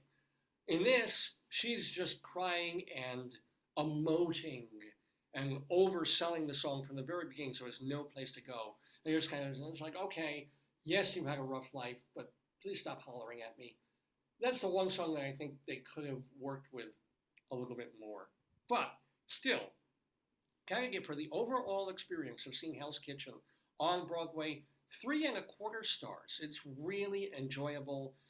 It runs about 2.5 hours without the extra break, and doesn't really feel too long for the most part. There's not a lot of dance in it, but there's an amazing, a wonderful dance moment that I wish they had taken further. There's a wonderful idea. I mean, we're set up to know that all of this girl and her mother's neighbors are artsy people. So when they have, spoiler alert, a memorial service towards the end of the show, and then one person starts dancing, it's very moving. But why, if you've got all these other artsy people, they should all be doing artsy things. That should be part of the memorial service too. I think they could make that scene a lot stronger. But anywho, thumbs up, as Siskel and Ebert would say, thumbs up for Hell's Kitchen on Broadway at the Sam S. Schubert Theater, one of the legendary theaters on Broadway. Then, let's see. And there's a really wonderful scene where she's learning, the first scene where the older lady's teaching her piano. It's really, really nicely done. It's as good as the scene in Once when the two characters get together with using a piano. And then I also want to talk a little bit about a show that's closing on tomorrow night after its limited run. It's called Home, which is a drama with comic elements in it by Black playwright Samm-Art Williams. And, you know, the saddest part of this is that the Roundabout Theater Company had scheduled this play for a revival. It hadn't been done since the 1970s, when it was done by the Negro Ensemble Company. So they have it on the schedule, they get it going, they get it up in rehearsal, get it to just before previews, and Samm-Art Williams dies. So he knew that they were reviving the show. And I'm sure he went to rehearsals, and so he had that hope and that It's so sad. but he didn't get to see the production. So sad. Just a couple of weeks away, he could have made it to opening that weekend. Anyway, the show is directed by Kenny Leon, who has done some really fine work. He's sort of the go-to black director on Broadway. It's like when they want to revive a black show or they have a new one, Kenny Leon is the first phone call. And he did a marvelous revival of a soldier's play. He also did American Son, which was a really good new play. So they got him for Home to direct it for the Roundabout. And Home is kind of this, and it's interesting that they brought it to Broadway because it's a really smallish play with only 3 actors in the whole thing. It's really a chamber piece. Oh, sorry? Is it doing well? Well, it's not a huge hit, but it was reasonably well received, and it's a good play. It's this fable, if you will. It's a more morality piece almost, if you think about it, of this guy, Cephas, and he's on his farm I think it's in the Carolinas, and he's just living quietly on his farm. He's a good gardener. He's a good farmer. Things grow, and things are going quite well. And then he falls for this pretty young girl that he wants to marry. Well, first he wants to sleep with her, but no, she's a church-going girl, and he's got to be baptized. And then, he does, but he still never really gets her. And then she goes off to college without him, and kind of he loses the love of his life. Does she surpass him, and he's just left Yeah. behind? He's left behind on his farm, so he loses the love of his life. But that is far, far from the worst thing that happens. It's a Candide kind of existence for this guy, because what happens is he just wants to be left alone to grow his crops, and he has another girlfriend, and things go on. Okay. But then the American government says, hey, because this is happening in 1968, 69, And like, we want to send you over to Vietnam. Uh-oh. And he's like, no, I don't want to fight. I don't want to kill anybody. He's a literal pacifist, not a coward. He doesn't want to kill anybody. So he refuses. So they put him in prison. And when he's in prison, he loses the farm and gets out of prison. Is the warden his old girlfriend? No, she's married a lawyer. Oh. She's out of the seemingly out of the picture. And then he comes out of prison, not quite broken, but obviously quite different. And then he can't get a job because nobody's going to give a criminal a job. So now he has to take any menial job that he can. He gets on. He doesn't do drugs anymore, but he completely turns into a terrible alcoholic. Gets the shakes, delirium tremens. His life is ruined. Yeah, wow. He lives a ruined life. Son of a broken man, but not a broken man. That's literally. He's a wounded man. Yeah, more than wounded. He's destroyed. Well, just about. And then Samm-Art Williams says, I'm going to give him a happy ending. And he does. I'm not going to say what happens. He kills him? No, a happy ending. Oh. The playwright says, you suffered enough, audience. He wins the lottery. Kind of. Not quite. But literally, he gets what he just won it in the first place. He becomes Alicia Keys? He does. He does. Really, he's gorgeous. He's got the braids and everything. He Yeah. breaks his ankle and he goes on. That's right. So it is a good, as a fable, it works, redemptive. and a satire, or not a comic satire, but although parts are funny. Yeah. Because one of the fun things about the piece as written is that he tells tall tales. They might be true, they might not, but You never know. he's a storyteller too. And he's like, I remember this time and this and this and this and this and this, But the one thing about this production that I don't think does the play justice is that What? the director, Showed the picture of Kenny the Leon, book. yeah, I'll show. Did you show it? Yeah, I did. Okay. That Kenny Leon, the director, Let me see. sure. I'll read it. Does it tell the ending in here? No, right? No, they don't put the synopsis in the playbook. Okay, good. Okay. So, but maybe because it's a one-act play, and at one act it runs about an hour and 35, an hour 40 minutes, the way it's staged here, Leon just felt like audiences are going to get restive. He didn't want to put an intermission in. So he just blasts through the first 20 minutes with everyone talking so fast. Mm-hmm. You can understand them, but you can't process. He's telling these funny stories, and he's and you're like, stop! And then there's the two other characters, two women in the show. There's Brittany Inge and Story Ayers, who play all these, the girlfriend and another girlfriend, and then mean characters and good characters and stuff. We can't even process half the time what they're saying really or appreciate it. We're just waiting for all the words to stop flying at us. And the show sometimes slows down and we get into it and then kind of pulls back. And there's poetic writing too, which is intentionally poetic and intentionally trying to elevate the language a bit and then bring it back down to earth. Do you think it will be nominated? Any of these will be nominated for Tonys? Well, Home next year, right? Next year?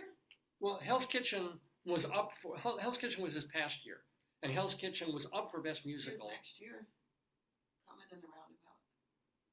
Yeah, so even Home is probably the previous season. When did Home open? How can I find that out? I think there's a certain page. I'll just ask Oh, yeah.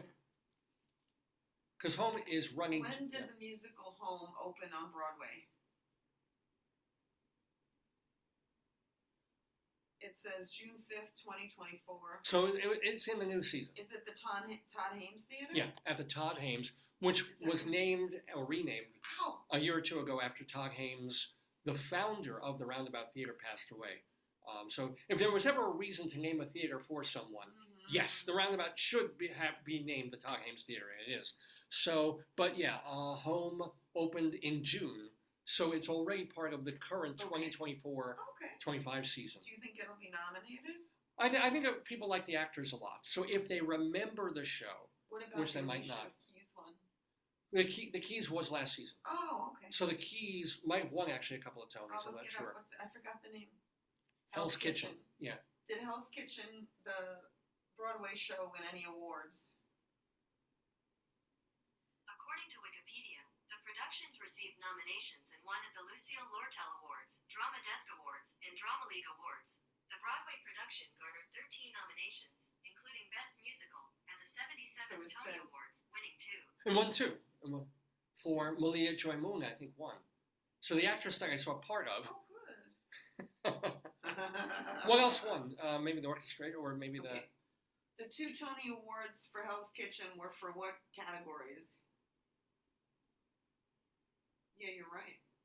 It was Best Actress in a Musical, Malia Joy Moon, and Featured Actress in a Musical, Keisha Lewis. Keisha Lewis. I So don't know what featured actress means.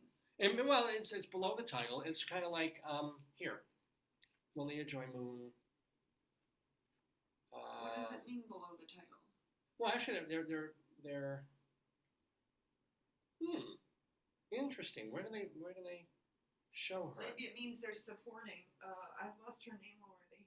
It went to the other one, Malia. Keisha Lewis. She Yeah. plays the old black piano teacher. Yeah. So she good. As I said, she oversold one song, which was good otherwise. I'm not seeing. Maybe she wasn't playing it when you took it. Yeah. So Maybe she wasn't seeing it when you took it, when you saw it. yeah. Here's- Unless no. Here she's specially highlighted below all the other. But it's still below the main thing. I see what you're saying. They singled her out so she could be a lead actress, whereas Keisha Lewis featured means She's a star. No? well, the role out of the 2.5-hour musical, Yeah. her character's on for half an hour maybe. Oh, I get it. So like there are people who don't have a lot of time on the stage. Yeah, well, it's like the Oscars too. You have lead actress or actor, Yeah. and then featured actor and actress, where they come on for a couple of scenes and make a big impression, but they're not the lead. They're not the lead. Okay. Like James Bond is the lead, and then Right. like one of the villains could be featured. Exactly. I'm trying That's to exactly it. Yes. Yeah. You're a good teacher, Mr. Lefkowitz. You're a really good teacher. And sometimes the producers jockey and, they submit for the awards. So they might, as happened this year with Stereophonic, the play, which had a dozen songs in it, Yeah. was submitted as a play that happened to have music in but it. they accept it. Yeah. If you As- accept it as a category, it's too late then. So, yeah. So it didn't have to compete Mm-mm. against musicals. Oh. And won Best Play, right? So, they finesse. But the producers also make a decision. Like, do we put her above the title or below? If it's above But the that's title, like she's a lead. gambling. Like gambling, you're gonna put the best Yeah. package forward. Anything in life, you're gonna present the thing that you think that you have the best chance with. And Bingo. you told me how many Bingo. billions and millions of dollars these things cost. I would definitely put. Oh, They're yeah. investing a lot of money. Oh, absolutely. Absolutely, yeah. So that's why, if producers will try and jockey to get the most nominations and most chances to Yeah. win in the awards. So Weather Home, which I very mildly recommend. It was not a bad way to spend 80 minutes, and I think it's a decent play. I just can't really. I mean, today, tomorrow, you have your shot to go see it. I wish the production had slowed down, taken its time, done, it has some nice touches, and there's some nice use of a kerchief that they have, or a scarf thing. But, I think they need to trust the material more, rather than like, let's speed through it, because audiences will be bored by the poetry, or they won't find the stories that funny. No. That's No. sad. So I gave it 3 stars. It's really more of a 2 3/4 for the experience, but not also the worst time you'll spend in a Broadway theater. So anyway, that, speaking of Broadway, was Inside Broadway. Remember this? It's the famous gay white way where the night is bright as day. Ain't Broadway grand? Doodaloo, doodaloo. It's not just a thoroughfare, it's a tingle in the Kick air. line. Ain't Broadway grand? It's excitement, it's romance, it's all fun and song and dance. This wonderland, you can be a millionaire quicker here than anywhere. Ain't Broadway grand? I hope somebody revives that show. I had such a good time. It was such a flop, but I enjoyed Maybe it. off Broadway. No, that's Broadway. That was. Oh, maybe the York Yeah. should do it. Maybe Encore's one of those places. Anyway, Encore. We have a bit more show to do, not a lot more. I'm Dave, and you're watching Dave's Gone By on this Saturday, July 20th, 2024, our 952nd episode that we've been calling the Mindy Project, because Mindy Fradkin is now an official friend of the Daverhood. Yeah. Oh, boy. So, friends of the Daverhood are people who've been on this program in months and years past. We're like family. We want to know. See, right no, Reb Schneerson was never on the show, but of course, Melvin G. Mintz was. Yeah. So this is in tribute to MoMA. This is Andy Warhol's Melvin G. Mintz. And it's worth millions right behind me there. So, anyway, I wonder if I turn this lamp off over here. I thought it would give me more whatever, but I think it's taking away the lamp in front. Let's see how this looks. Maybe this will make me a little brighter in the front. I'm not sure. Maybe not. Anyway, we are proud of all the folks who've come to visit us in the neighborhood, and we'd like to let you know what they've been up to since they've been on the program.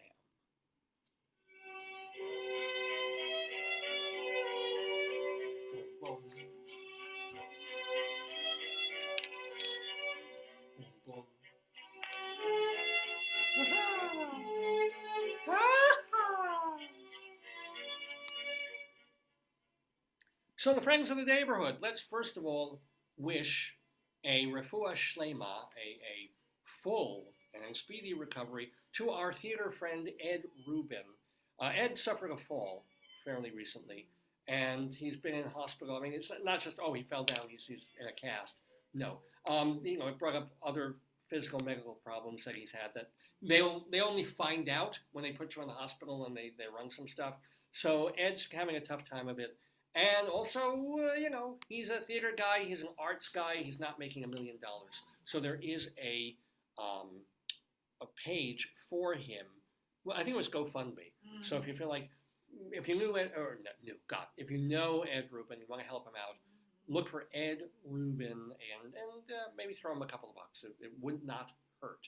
Anyway, want to let you know that tomorrow, Jack Cassidy and Jorma Kaukonen, both who have been on this program, both of them in the original Jefferson Airplane, and both of whom constitute Acoustic Hot Tuna, are playing as Acoustic Hot Tuna at the Paramount Theater in Huntington, Long Island.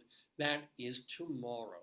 And I want to let you know that starting on Tuesday, Neil Berg's musical, The Sabbath Girl, it was at the Penguin Repertory Theater in Westchester somewhere. It's transferring off Broadway to 59 East 59 theaters, and it's going to be running until the end of August. So see The Sabbath Girl with a score by Neil Berg. And then on the 24th, which is Wednesday, Christine Petty is directing a review of Gilbert and Sullivan songs called Three Little Maids, and that's in a reading format. They're checking it out. I just mentioned the York Theater. They're the ones doing it, and they're physically staging it at the Dramatist Guild building. So good luck to Christine Petty on that. On Friday, a big day for our friend Jeff Harner. First of all, PS Classics is releasing his CD, Sammy Kahn, the second time around. So a tribute album to that writer-composer. And on the same day as to sort of celebrate the re-release of the record, he's going to be at 54 Below with guests who've been on this program, Sally Mays and Eric Comstock. So yay for Jeff Harner. And then want to let you know that you have one more week to see Last of the Red Hot Mamas, a musical about Sophie Tucker that was created by Sue and Lloyd Ecker, and they're doing it at the Bucks County Playhouse in New Hope. So yeah, they're trying to get it, of course, to New York. So see it while they're trying it out, testing it out, Last of the Red Hot Mamas. Playing now through the end of July, Lou Liberator is in a play called Inspired by True Events, and that is at Theater 154. And then at the Ogunquit Playhouse in Maine, Kathleen Turner, like A-list movie actress, is at the Ogunquit Playhouse playing Madame Armfelt in A Little Night Music. So yeah, she's not Desiree. She's not the one who sings "Send in the Clowns." She's like the older lady, but she's perfect for it. Anyway, also off Broadway, the new musical Empire, playing at New World Stages, is directed by our great friend Katie Huffman. And on Broadway, we've got Aladdin with music by Alan Menken. That's at the New Amsterdam Theater. Off Broadway, Little Shop of Horrors. That's at the West Side Theater, also featuring music by Alan Menken. And then Katie Sullivan, she holds court at the Algonquin on Tuesday evenings. Vince Giordano and the Nighthawks played 2 shows on Monday evenings at Birdland. And Eric Comstock and Barbara Fasano play Birdland on Tuesday nights at 5:30. And not most importantly, but I just love saying this. And Jim Caruso's Cast Party every Monday night at Birdland. Get your tickets at birdlandjazz.com for all of these events. Go see Michael Garin at the Roxy Hotel. He's the pianist there Tuesdays through Saturdays. And if you go to Michael Garin's Facebook page, he streams it. You can live stream just piano music in the background for whatever you're doing. Shout out to Evan Seplow and his website, stagebuddy.com. Shout out to our great friend David Sheward. I mentioned him earlier because he did write a bio of George C. Scott, but he also reviews theater for theaterlife.com, culturaldaily.com, and our website, totaltheater.com. Charlie Gross and Leslie Hoban Blake co-host 2 on the Aisle, episodes of which you can watch right on YouTube. And Vicky Quaddy is out there in Chicago doing Late Night Catechism and Are You Smarter Than Your 8th Grade Nun? And yes, Dr. Demento still doing brand new Dr. Demento shows every week at drdemento.com. And those, my friends, are the friends of the Daverhood.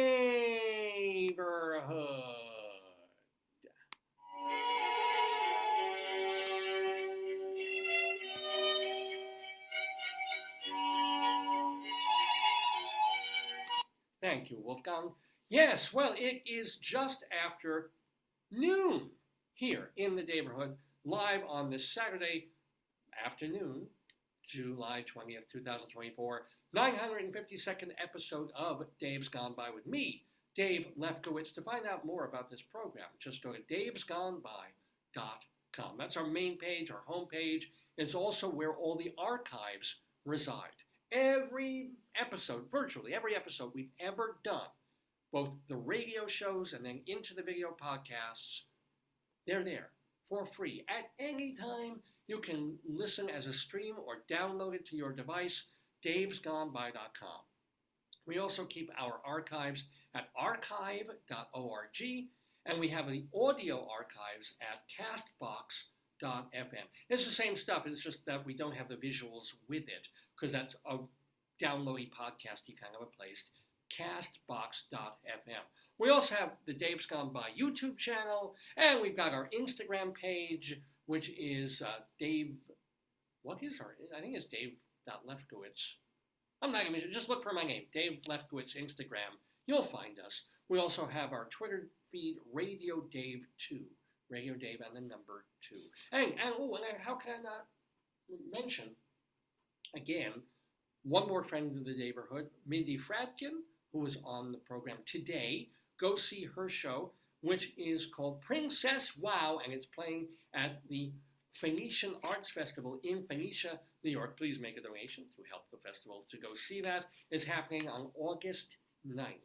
And then she will be bringing the Princess Wow show back to Pangea in New York in early November. Check her website, princesswow.com, for that. And of course, go visit Rabbi Saul's website, shalomdammit.com, for his rabbinical reflections, for episodes of his TV show that he did years ago, and full footage of his stage show, Shalom Dammit, An Evening with Rabbi Saul Solomon.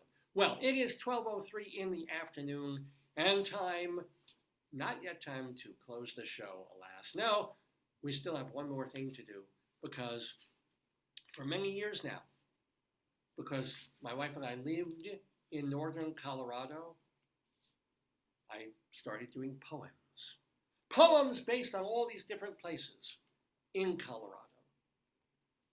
famous places you all know, like Fort Collins and Vale and Greeley. And then places that you've never even, people who lived in them never heard of these places. As long as they're places in Colorado, they fit. And I've now got about 300 of them done. I'm still trying to do new ones every week. So yes, this week we have a new Colorado Limerick of the Damned, where we're going to Hoopup, Colorado. You're the poetry man. A limerick is a comic verse of 5 lines, in which lines 1, 2, and 5 would end with words that rhyme. And likewise, verses 3 and 4 also end with words that rhyme. So this is a limerick. Rocky Mountain.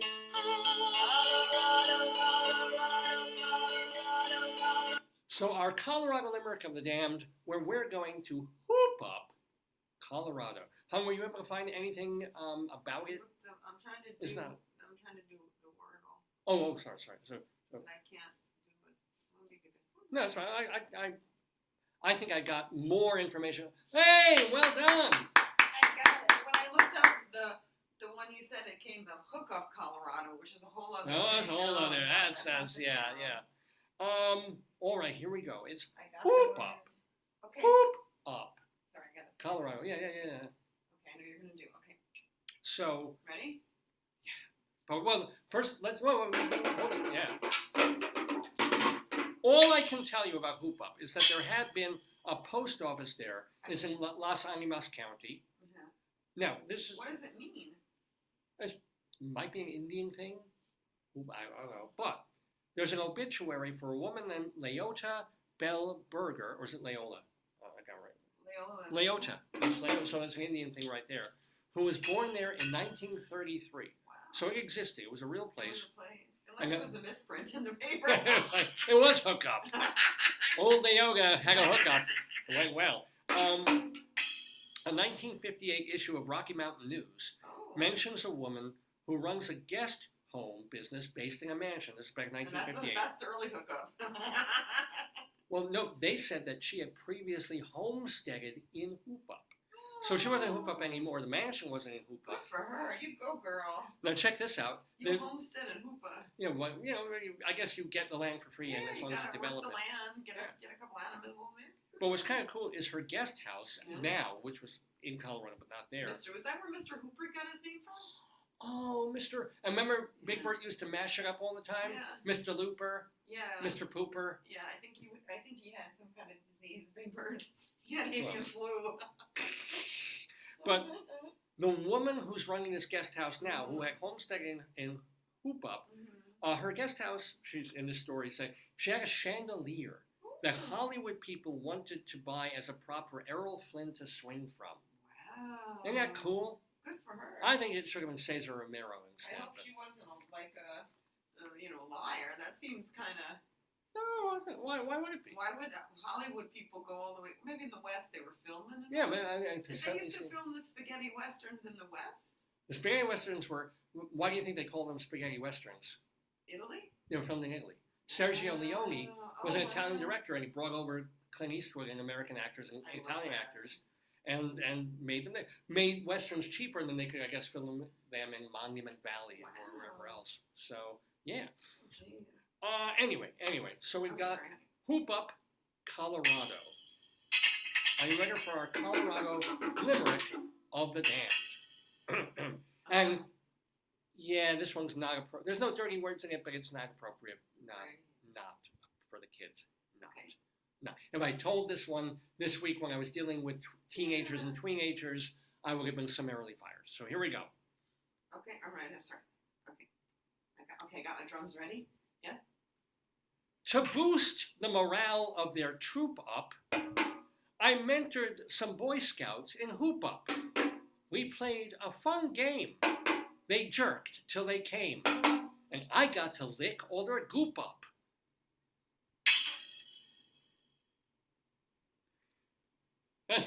That is one of the most depraved poems I have. And I've written some depraved poems. So wrong. And by the way, you can go to davelefkowitz.org and look for my Colorado Limericks of the Damned.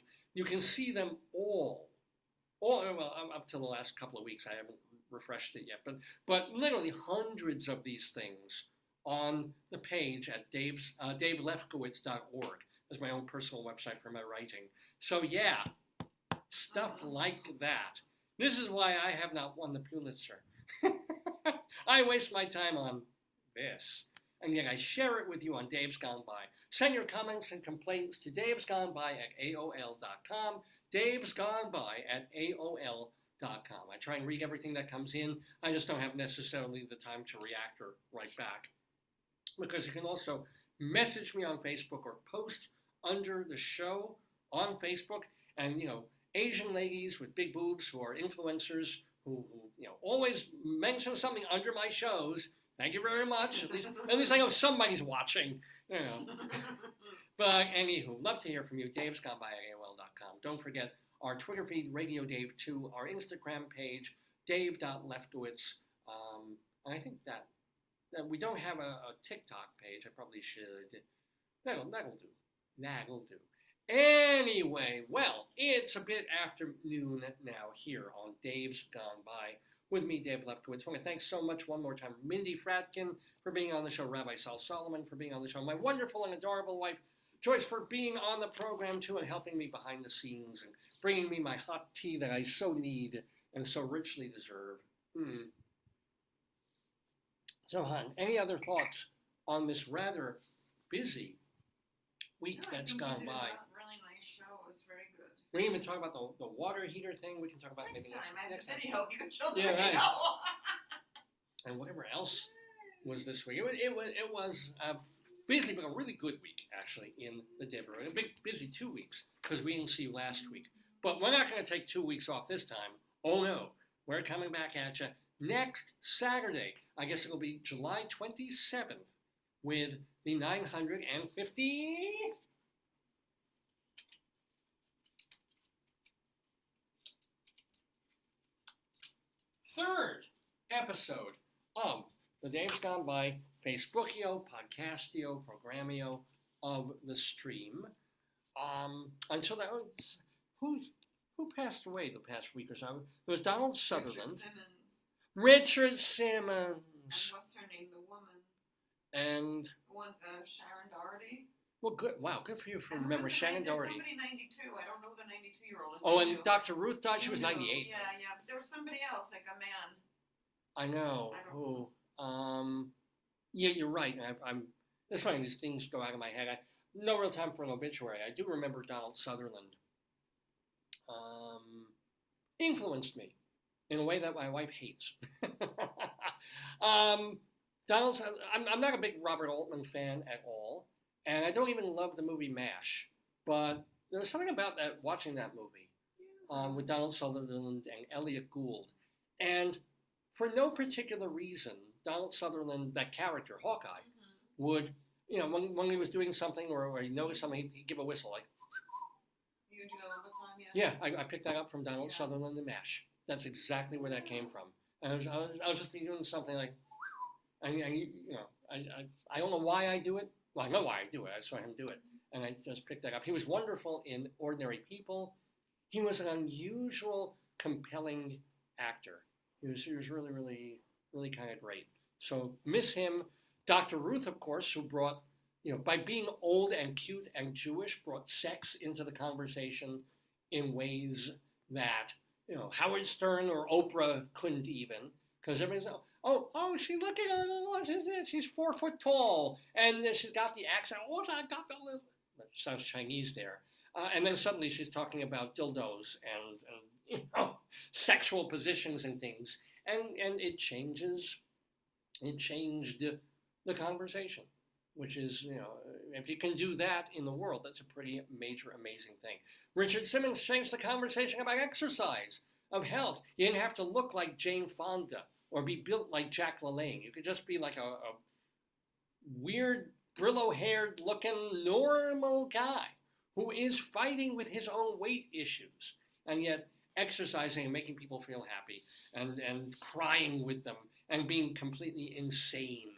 Yeah, man, Richard Simmons. I once dressed up like Richard Simmons for a Halloween party, And I was already at the age when, had a little bit of a gut and I just looked absolutely terrible. But it was Richard, man.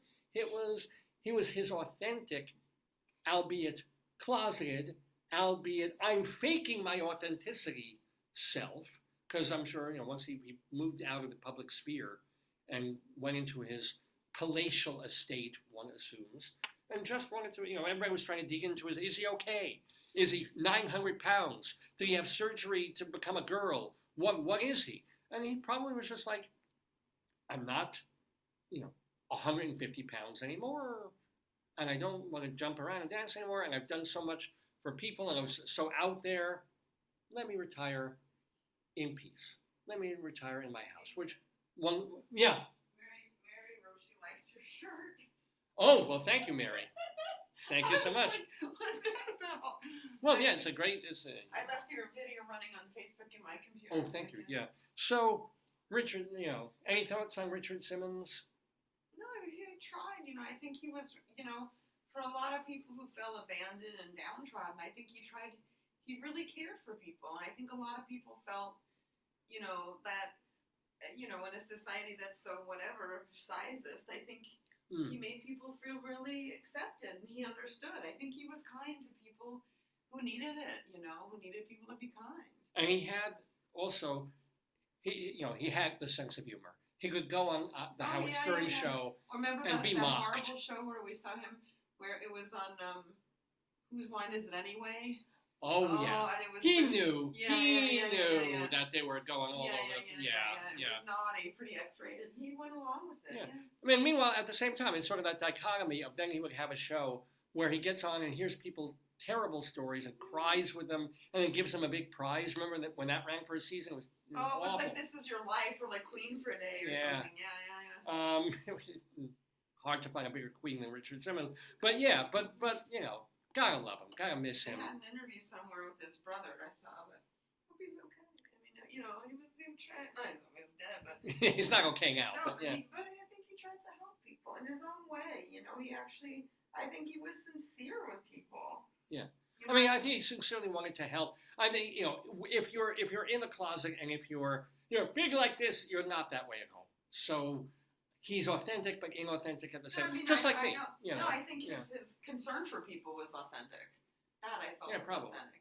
I would guess that. But everybody has a mask, Mm-hmm. But I think his concern for people wasn't fake. Yeah. You can't fake that. He was great. And he was like, before a lot of these places use, real people, like, they call them whatever models, not the anorexic models. He always did in his videos. He was very forward in that movement, Yeah. I'm trying to think. I'm going to just Google this real quick. Because now when you mentioned that someone died at 90, I'm like, who? Martin Mull. But we didn't talk about Martin Mull. Oh, and Bob Newhart. Who died this week, yeah. Bob Newhart. So comedy lost two. Lou Dobbs? Yeah, Lou Dobbs also died, yeah. Not a comedian, but a political commentator on the right side. But everybody remembers Lou Dobbs. But Martin Mull, man. Has obituaries, let me see. Yeah. Mull. Sheila Jackson of Texas Representative. Yeah. Lou Dobbs. Mm-hmm. Bob Newhart. Bernice Johnson. Bill Viola. Richard Simmons. Bill Viola, he was a video artist. Shelley Duvall? Oh, yeah, Shelley Duvall died like a week and a half. These are old now, yeah. Yeah. But Newhart and Mull. Now, Mull doesn't get the credit because we think of him more as an actor and playing the role on Roseanne. But if you go back and watch Fernwood Tonight, and I never watched Mary Hartman, I probably should have, but Fernwood Tonight, he's brilliant. He's just he's got that character down where he's the smarmy, nice, smiling host, and then there's an undercurrent. I mean, there are writers who are writing his lines, but there's an undercurrent there, and he's done comedy albums. He was a special kind of talent. Good talent, yeah. And then Newhart. I mean, come on, the original Bob Newhart show. He had 2 or 3 Bob Newhart shows, and they were all just about his specific persona, where you came to him. I do comedy. I'm like, listen, I'm telling you a joke. Watch me. and Robin Williams is like that, and Jonathan Winters is like that, and big and forward and front face, and the Richard Pryors of the world. Newhart was. I never understood his show when they had the two Darryls. I thought it was so weird. Larry, Darryl, and Darryl. Yeah. I didn't understand it. And I blame Newhart for costing me. It's not true, but costing me a role on Broadway. Why? This is a true story. Because I was watching a lot of Newhart and finding him very funny. And listening to his comedy albums, The Button Down Mind and The Button Down Mind Strikes Back. And I just been getting, how I was imitative of Donald Sutherland's whistle. Yeah. So then I go up for an audition for, I think it was Broadway. Cabaret. Yeah, but it was one of the Neil Simons, one of the big Neil Simon. It wasn't Lost in Yonkers. It was either Brighton Beach Memoirs or Broadway Bound.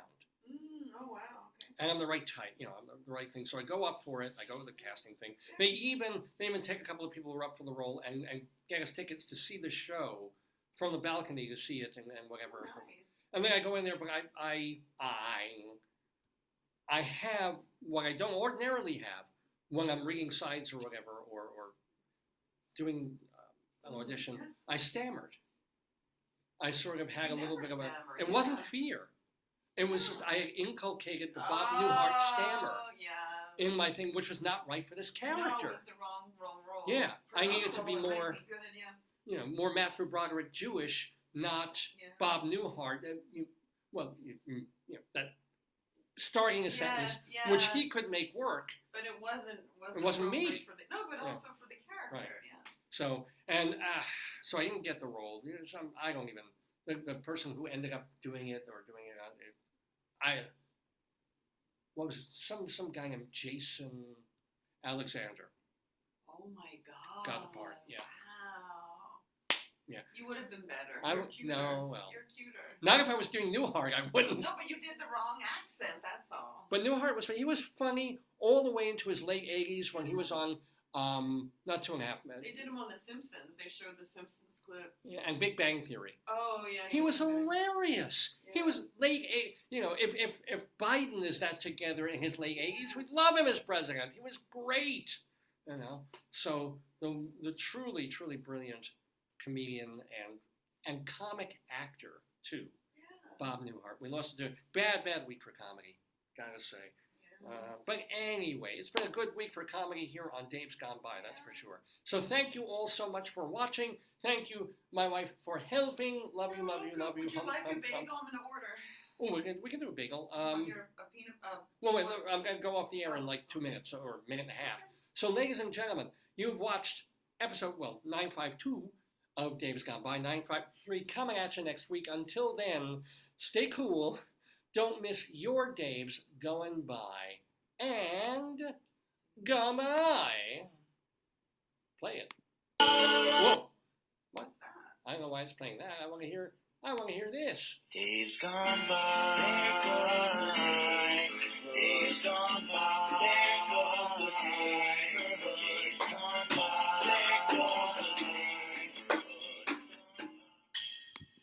The red-billed oxpecker.